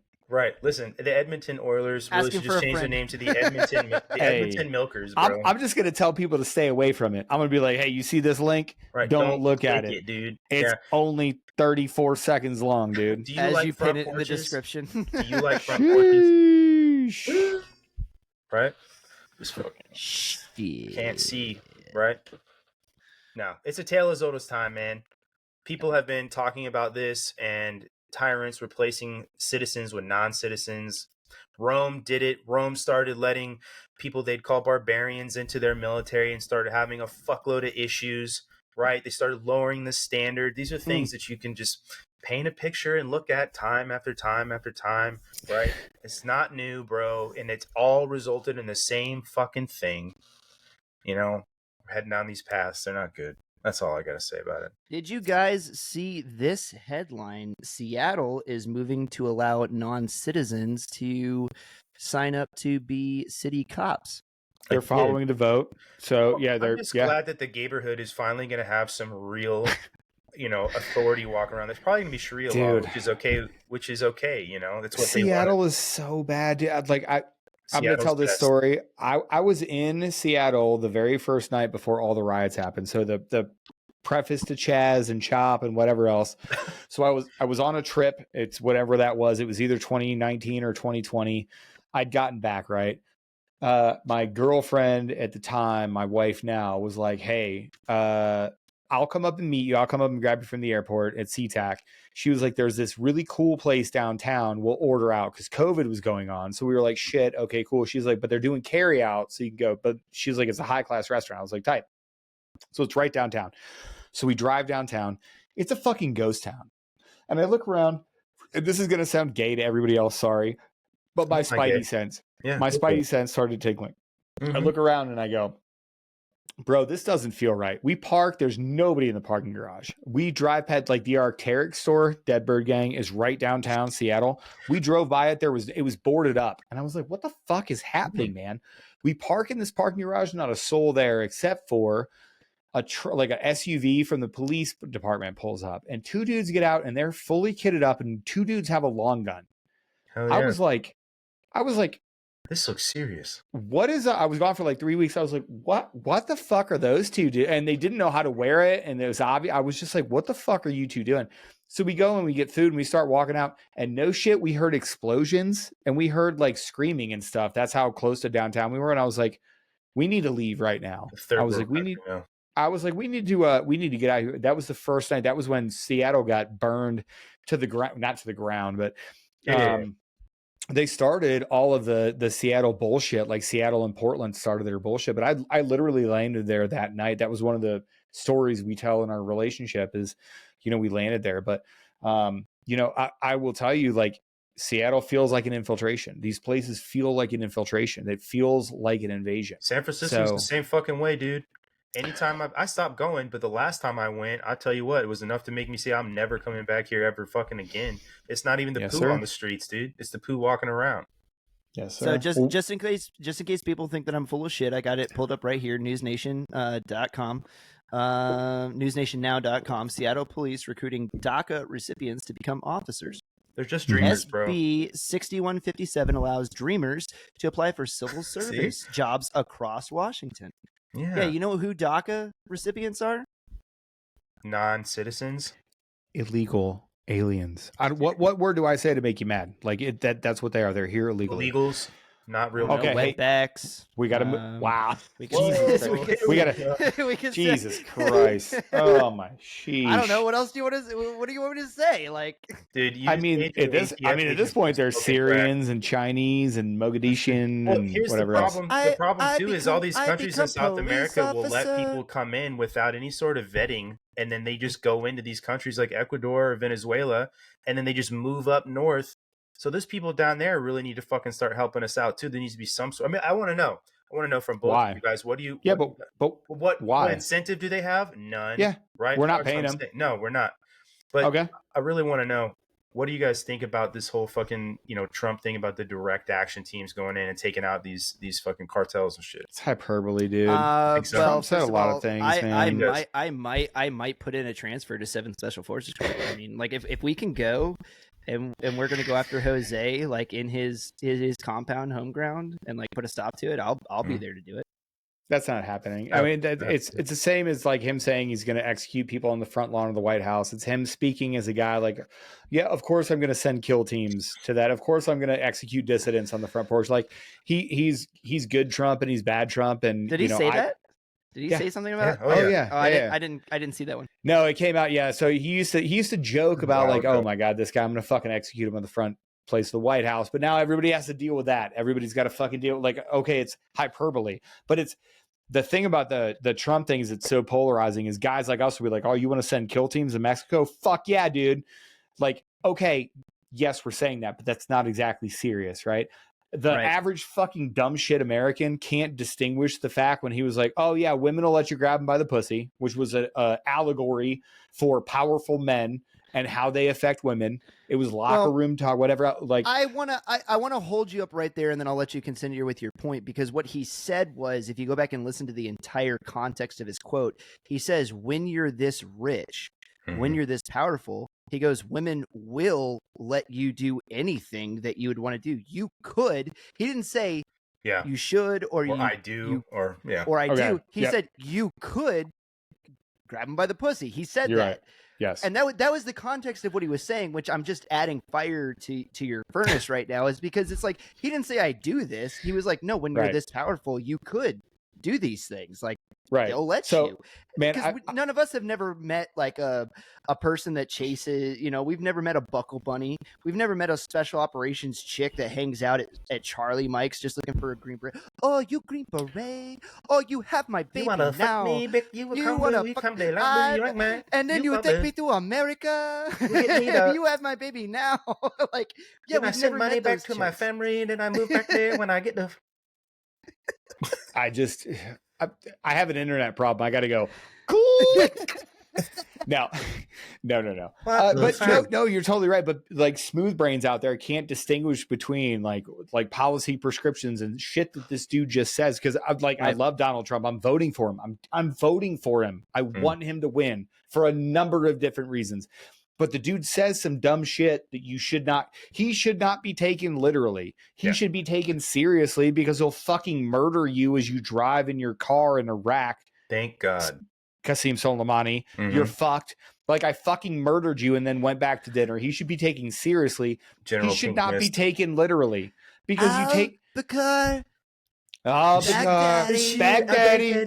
He died. He died like a bitch. He cried. Right, but he should be taken seriously. He should not be taken literally. Like that's the thing here. And I can't remember what got us off on the Trump thing. It was you asking me the question, but it was, I derailed. Like to say like, oh well, Trump's hilarious. I don't care. He is hilarious, and he always performs, and he's that witty and that smart. But for him to be like in a meeting, like, imagine your boss. I've had a boss look at me before. I was in a fucking talk one time where we had like no shit. Jag told us that we couldn't shoot a guy on target. Like, it was a fucking no kidding Reaper. And we had the control guy right there that could have pushed the button to kill that dude. And Jag was like, listen, we can't justify that. We all knew that it was fucked up. It was a legal issue. And all of us. And the guy looked at us and was like, I don't know. I could probably fucking kill him though. Like, what if I just whoop, and he like made the move with his elbow? That's a fucking dark humor joke, but it lightened the situation. You're telling me Trump is in a situation room hearing about the worst things in America. He's like, oh, this guy wants to kill me. All right, well, let's execute him on the lawn then. That's actually a good part of that meeting. That's actually a funny thing that the guy said. And then we're taking him literally to mean I'm executing dissidents. Oh, really? That's rather ironic considering the number one fucking candidate for president by polling is about to get put in jail by his political opponents. It brings up a really good point, too, that if you're on the left, they play this inside, outside, inside game. They do it with everything. They do it with politics. They do it with humor, to where it's like they'll say exactly what they want to do, but if they catch somebody using sarcasm, which is the greatest form of humor that's ever existed, then they'll be like, "You actually want? Oh my God, this guy said." Kill all the gays, and you're like, it was a joke, dude. Meanwhile, Kathy Griffin poses online with a severed head, right? And it's like, oh, but we understand, right? Because I'm a mature human being, that I'm like, okay, she's being hyperbolic. I get what she's saying. Symbolic, like she's getting clicks and views and whatever, right? Right, I get it, and that it leads to the idea that can we, and this is one of the things that we actually want to do on this channel, and it's why I love having you on, Aaron, is like we're absolutely like one of the things that we're trying to do is move the needle back to sane times. You should be able to shift the Overton window. You should be able to have a conversation around the campfire around beers and joke and laugh about like what's the funny thing that I heard one of my dudes say? He was like, oh, actually I can tell this story because it's in his Medal of Honor citation. So we have a Medal of Honor recipient from first group that was involved in an operation. Flex. I know, right? Yeah, right. Oh, I mean, I don't personally know him. I haven't brought this up in an hour and a half of talking, but I just happen to work with a fucking Medal of Honor hero. You fucking I don't work dickhead. with him. I said he's in my organization. You're he's such a shit face. So he was involved in this this operation, and then post operation where he got his Medal of Honor citation from, he was walking around and they were having to collect. He killed a bunch of terrorists. They were having to collect biometric data from the terrorists. So homeboy was running around, and I'll leave this for people to go find without saying names. He was running around and he was picking up severed limbs and hands from these terrorists to collect biometric data from them because he didn't have he didn't have the biosled with him, and he was putting them in his dump pouch in his pocket so that he could like take them back to that point where he could like biometrically get them all enrolled. And there was people that were like going into the on base psychiatrist, and they were like, I saw this Green Beret running around with severed hands in his pockets just hanging out. Modern problems like, require modern solutions. It effed me up. And then eventually, in order for them to put in his Medal of Honor citation, he had to go back and sit down with the psychiatrist. And so he was just telling his story, and he was like, yeah, so there we were, and I manned the 50 cal, and I parked the truck outside the breach in the wall, and I mowed down a bunch of dudes. Went full Audie Murphy. You know, like the situation was over, and then they were like, hey, we have to collect biometric data. So he was like, I was walking around, and I'm like, I wasn't trying to stay there, so I'm trying to leave. So everybody else is just standing there like, what am I going to do? And I have all these pockets in my fucking cargo pants, so I just start putting hands in there, you know? Right, so I collected them, and he goes, I go back. And the psychiatrist thing to do, you know? The psychiatrist looked around the hands in my pockets. I swear to God, it sounds like, what are you doing? It sounds like an E4. If you looked at an E4, you're like, I'm trying to get away from here. Like, what do you need me to do? 30. I'm not saying. What do you need me to do? Put hands in my pockets? Yeah, give me that guy's brain. Okay, hey, wait, brain. Oh, wait. We gotta label these. Brain number 1, lower pocket. Brain number 2, upper pocket. Hand number 1, by the door. Hip pocket. Okay, brain number 4, other hip pocket. Yeah, so homeboy that goes E4 back would be like, I'm fucking out of here. Yeah, and the psychiatrist looked at him and he was like, oh my God, you're the guy. And he goes, what do you mean I'm the guy? You know, because you're the guy that everybody else came here. Giving secondary drama. Secondary 100%. My reason for getting off on that story is because it's like Why did you get off on that story? I'm sorry. Go ahead. Heading down that rabbit trail. I mean, don't step around the fact that you said you got off. I mean, I want to know too. I mean, my man loves a good handy. I love a good hand. I love a good hand. We're going to call this one the Italian hand job. Hey, I like it. Yeah. It would be closer to like a Bangkok hand job. But yeah, okay. So anyway. I came in you came on the floor. It was beautiful. So anyway, focus, shitheads. The reason I headed down that rabbit trail is because it's like these are the type of stories that we tell each other around the campfire, and you have dark humor and we laugh about it, and it's part of like being like the male warrior culture, right? But the thing is, it's like you sit around, you have beers, you tell these types of stories, you go into work the next morning, ultimate professional. Next mission, next thing. Let's give the con up. Let's give the pre-mission brief. Let's go out. What happened yesterday doesn't buy you any buy-in for tomorrow. Hey, that was a good mission. Hey, you fucked up. Oh, my bad. Whatever. And it's like everybody, boom, mission faced. We go back and we do it again tomorrow. Same, like it doesn't change anything. And then it's like if you were to go back to just even the 90s, construction workers, plumbers, blue collar dudes sitting around, right? Like having some beers after work, tell some stories, laugh. Like the jokes might turn sexist, they might turn misogynist. You have the conversations, right? It doesn't mean anything that you're saying around the campfire tonight has anything to do with what's going on tomorrow at work. And then you wake up tomorrow, you go in, you clock in, and it's like right back at work, consummate professional. Yeah, that really puts the whole hands in pockets. We go about our day because it's like one of the things that we have at our disposal as men is that we can compartmentalize that job and go, now I'm not at work. Now I'm here. Now we can laugh and joke and have a good time. We do that. And then we go back tomorrow. And it's like, I don't think that the exogenous hormone taking, turd cutting, scissoring left can figure this out because everything they are a humorless culture because everything is only right. Everything is only comedy. It's so bad all the time. That's my point. Comedy the left really exist. cannot meme. Right. They can't exist. It can't exist. And that's the whole point that I'm trying to make by telling all those stories because it's like we can sit around and do this and I have to go into work tomorrow. And I'm going to do it, and I'm going to be a consummate professional. And then it's like, whoop. And then it's like, if you think the person I am on podcast is the person I am I am the same person in the team room. If you think it's the person I am in front of command, like, no, it's not the same person. I'm a total professional. Well, and also like it is, right? People seem to think like this fucked up thing, and it's an internet thing that I don't understand is like, hey man, you understand that literally everybody acts differently at work. They think that because like people can't understand how I could possibly hate the government, but absolutely want to pour all of my experience into somebody that's trying to go into the military.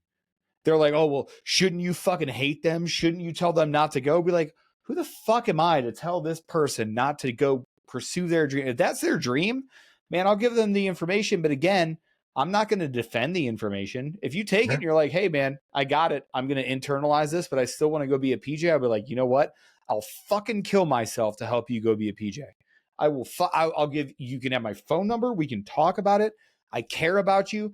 Go ahead. People cannot rectify those two things in their head at all. Like they can't hold two thoughts inside of their head at all. And it's a perfect explanation of what you just led up to, Chris, which teed me up for this response because you're awesome. And I appreciate you having me on the podcast to look good, but it's exactly what you just said is like, people can't understand how you can just completely align yourself like to an actual like cause, but not sign on to every part of it.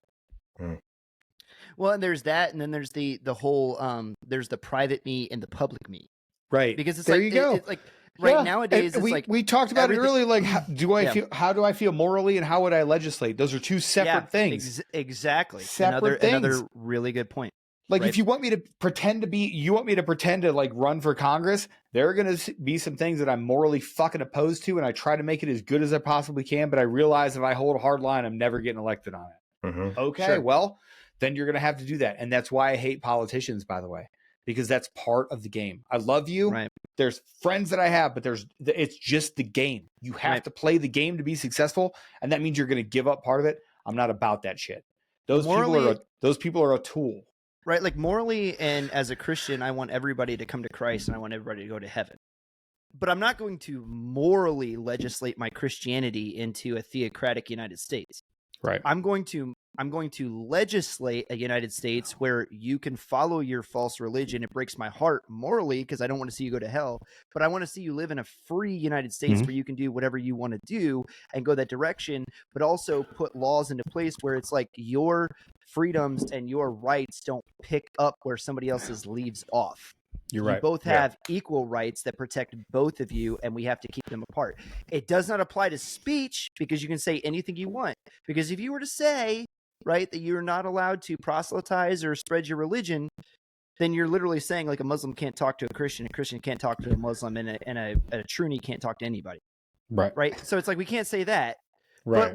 But what I am saying is like, no, the government will not cram down top down how we are to speak and how you are to live your life and what you're allowed to do to follow whatever God that you have to follow. Right. So I think that catches us up to where we are. I think we're getting ready to go into the 4th, aren't we? Man, we're only on the 4th. We're on the 4th. We are. Because we were trying to get to the we were trying to get to the the 6th is what we said. Yeah. Let's do this. Want to break it up and do a 2-parter? Well, we're gonna have to. I feel like, man, the 4th. That's a lot. Just saying. Yeah, that's going to be an hour conversation on its own. It is. Let's do a 2-parter. I like it. I like it. Okay. Let's talk about the 4th. We'll pause it there. I feel like we got a good flow. We do. And then from there, we'll come back. So the 4th Amendment. Do you have it pulled up, Chris? I do. I can read it right now. So no person shall be held to answer for a capital or otherwise infamous crime unless on a presentment or indictment of a grand jury, except in cases arising in the land of naval forces. All right, so we have the law of the sea coming in there, or in the militia, when in actual service in time of war or public danger. Nor shall any person be subject for the same offense to be twice put in jeopardy of life or limb, nor shall be compelled in any criminal case to be a witness against himself, nor be deprived of life, liberty, or property without due process of law. Jesus. Sorry, I had to. Nor shall private property be taken for public use without just compensation. Okay. We're going to talk about all this. I'm going to start it off with, I found a way. I'm going to tell you a personal anecdote. My son, William, and I used to ride to jiu-jitsu together, and we used to have a pre-jits turn-up song. Okay. And it was a thing for what? Dude, it was, I'll tell you what, like sometimes it was like super like lame because I was like, man, this kid as a, 8, 9, 10-year-old thinks this song is cool. He wants to get pumped up to this. But as he got older, his music choice got better and he would start like including stuff. And then he'd like, every once in a while, he'd be like, dude, I got the pre-jizz turn up song. And I'd be like, all right, fine, play it. And he played it. And I was like, I got the stink face on. I'm like, the stank. Anyway, so I took one of these opportunities and I used a Jay-Z song to illustrate my point about the 4th Amendment. I'd like to read you the lyrics because it's exactly how I described to my son, William, how you can love the policeman, the actual person inside that uniform that's pulling you over, and you can tell him to fuck off and he's not allowed to search your shit. And here's how Jay-Z said it. The year is 94. My trunk is raw. He means he's got coke in it. In my rear view mirror is a motherfucking law. I thought two choices, y'all. Never been raped. That's not true because we all know who Jay-Z is with. I got 2 choices, y'all. Pull over or I bounce on the devil, put the pedal to the floor. Now I don't want to see a highway chase with Jay. I got a few dollars. I can fight the case. So I pull over to the side of the road. He says, son, do you know what I'm stopping you for? I said, I don't know, because I'm young and I'm black and my hat's real low. Do I look like a mind reader, sir? I don't know. Now, this is important. The policeman did not announce himself or why he pulled him over. That's bullshit. Jay-Z was right to respond by saying, oh, are you profiling me? Are you being a dickhead? I don't know. State your cause for being here. But that is the classic police approach, though, to the car, isn't it? Son, do you know why I pulled you over today? Yeah, because the reason, I'm not here to talk about my day. Fuck you. The only reason they ever ask you that is, right, we have the Air Force cop here. The only reason to ever ask somebody that as a law enforcement officer is because what, Brandon? They want you to incriminate yourself. God Fucking damn it. And that's the thread of the fucking episode is why would we trust these institutions? So then Jay-Z looks at these motherfuckers. Oh, wow. Bury the lead. Then Jay-Z looks and he goes, hey, am I under arrest or so? I guess so. And he goes, well, you were doing 55 and a 54. You license and registration, step out of the car. Are you carrying a weapon on you? I know a lot of you are. I ain't stepping out of shit. All my papers legit. Oh, would you mind if I look around your car a little bit? Jay-Z was like, nah, dog. All my papers legit. My trunk is locked in the back and I know my rights. You're going to need a warrant for that. That is a perfect act. Like I told my son, I was like, no. And then the cop says, that's actually really succinct. No, it is. Yeah. Oh, well then, let's see how smart you are when the canines come. I got 99 problems, but a bitch ain't one. Okay. So, but I love that. I know that song now. I actually know that line. Yeah, there you go. The same song the whole time. Yeah.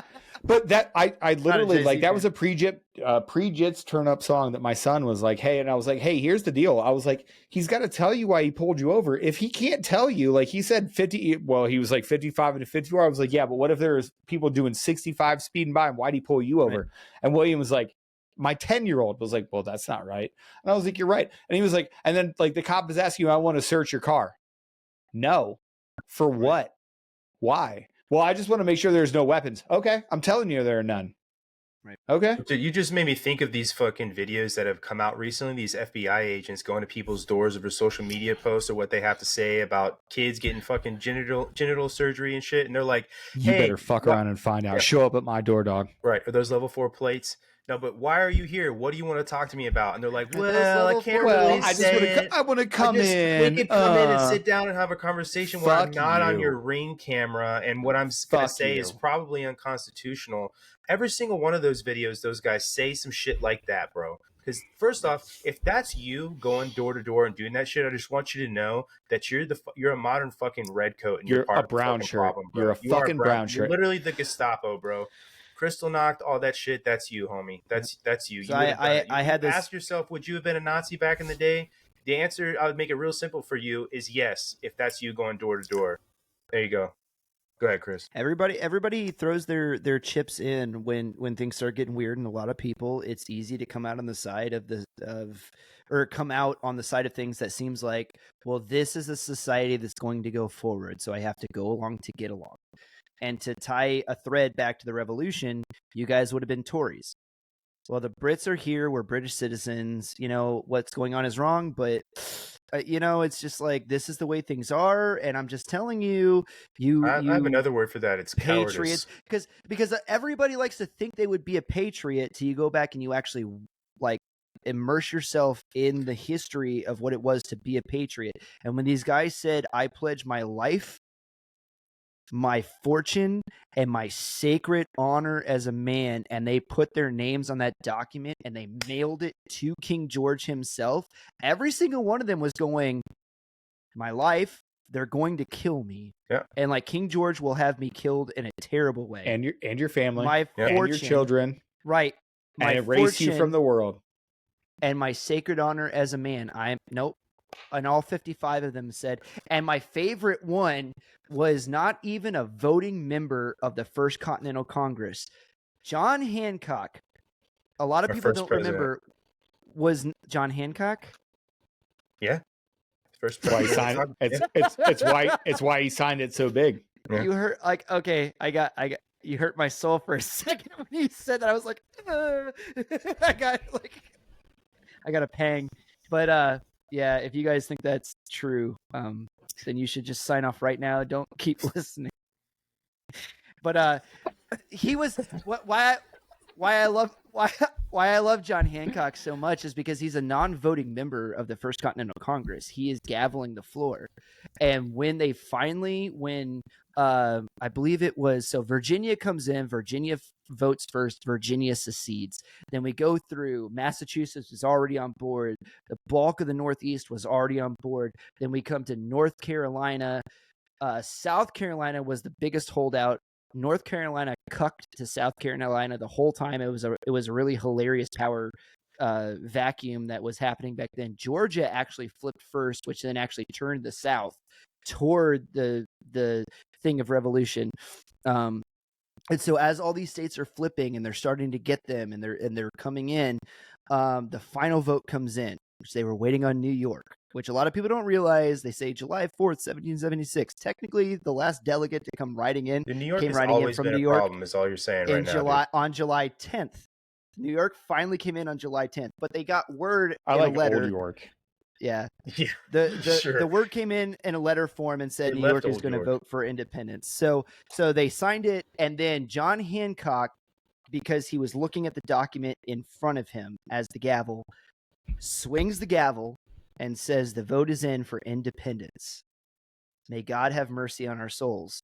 And then swings the document around, and because he's the one, and so this goes back to a thing that we were talking about before, Aaron, too, about people just being consummate professionals. John Hancock, I'm sure, was a man that was absolutely pro-independence the whole time. But could you imagine being so for something and wanting your heart, like your heart is so yearning for something and you want to see it, but it's like he, as a non-voting member, kept himself completely free of debate during the entire debate for independence and said, if I'm to be a man of integrity and to see the nation go the way the nation should go under God, and that's what he said, then I cannot exert my will on this. I was elected to be the chair of the Congress, and I have to execute my duties according. Could you imagine that type of man now? He was the president of the Second Continental Congress. Would we be so lucky? Second Continental Congress. Thank you for not first, second. But thank you for that. But it's like, could you imagine? It's like, just give me a president like that now that's just like so above the fray. That's just like, I'm duly elected and I'm here to represent the fray a few times and lead the United States. How to save a country, right? How to save a country. How to save the USA.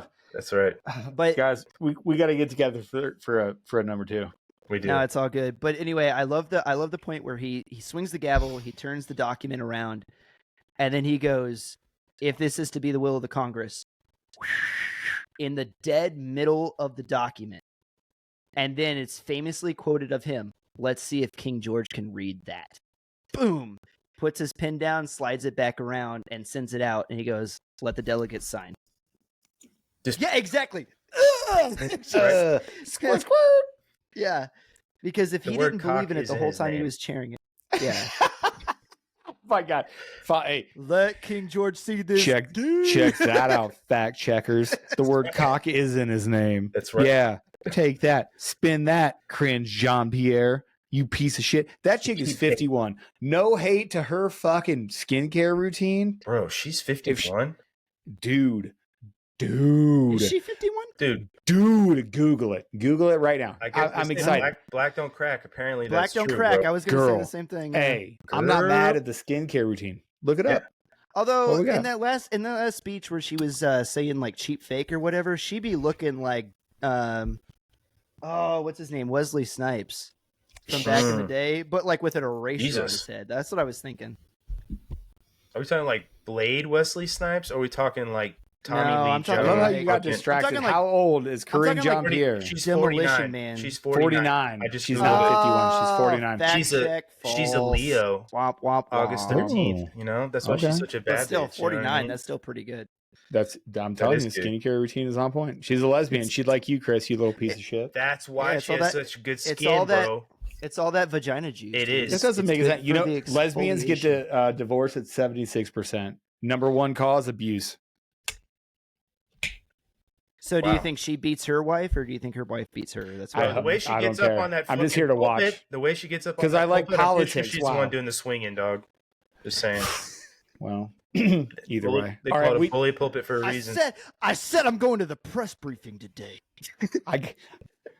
We're done at the 4th. We got it. I'm gonna get out of here. I gotta get done. I got a whole drive back down the thing. Let's do a part 2. All right, too easy. Guys, we'll schedule it, man. We're gonna do a part 2. Talk about the rest of this shit. Aaron will come back looking fly as fuck with the Jay-Z lyrics again at some point. you know we will. There's no shortage of that stuff. 99 problems, but hair palm ain't one, dude. It's fiber, dickhead. Oh, that's right. Fiber, dickhead. Yeah. Jesus Christ. Fiber's where it's at. All right, You guys, guys. I love you. This Thanks has for having been me on. another installment. Absolutely, bro. You are welcome at any point in time. Another installment of I Came with Fire podcast. Appreciate y'all, and we out.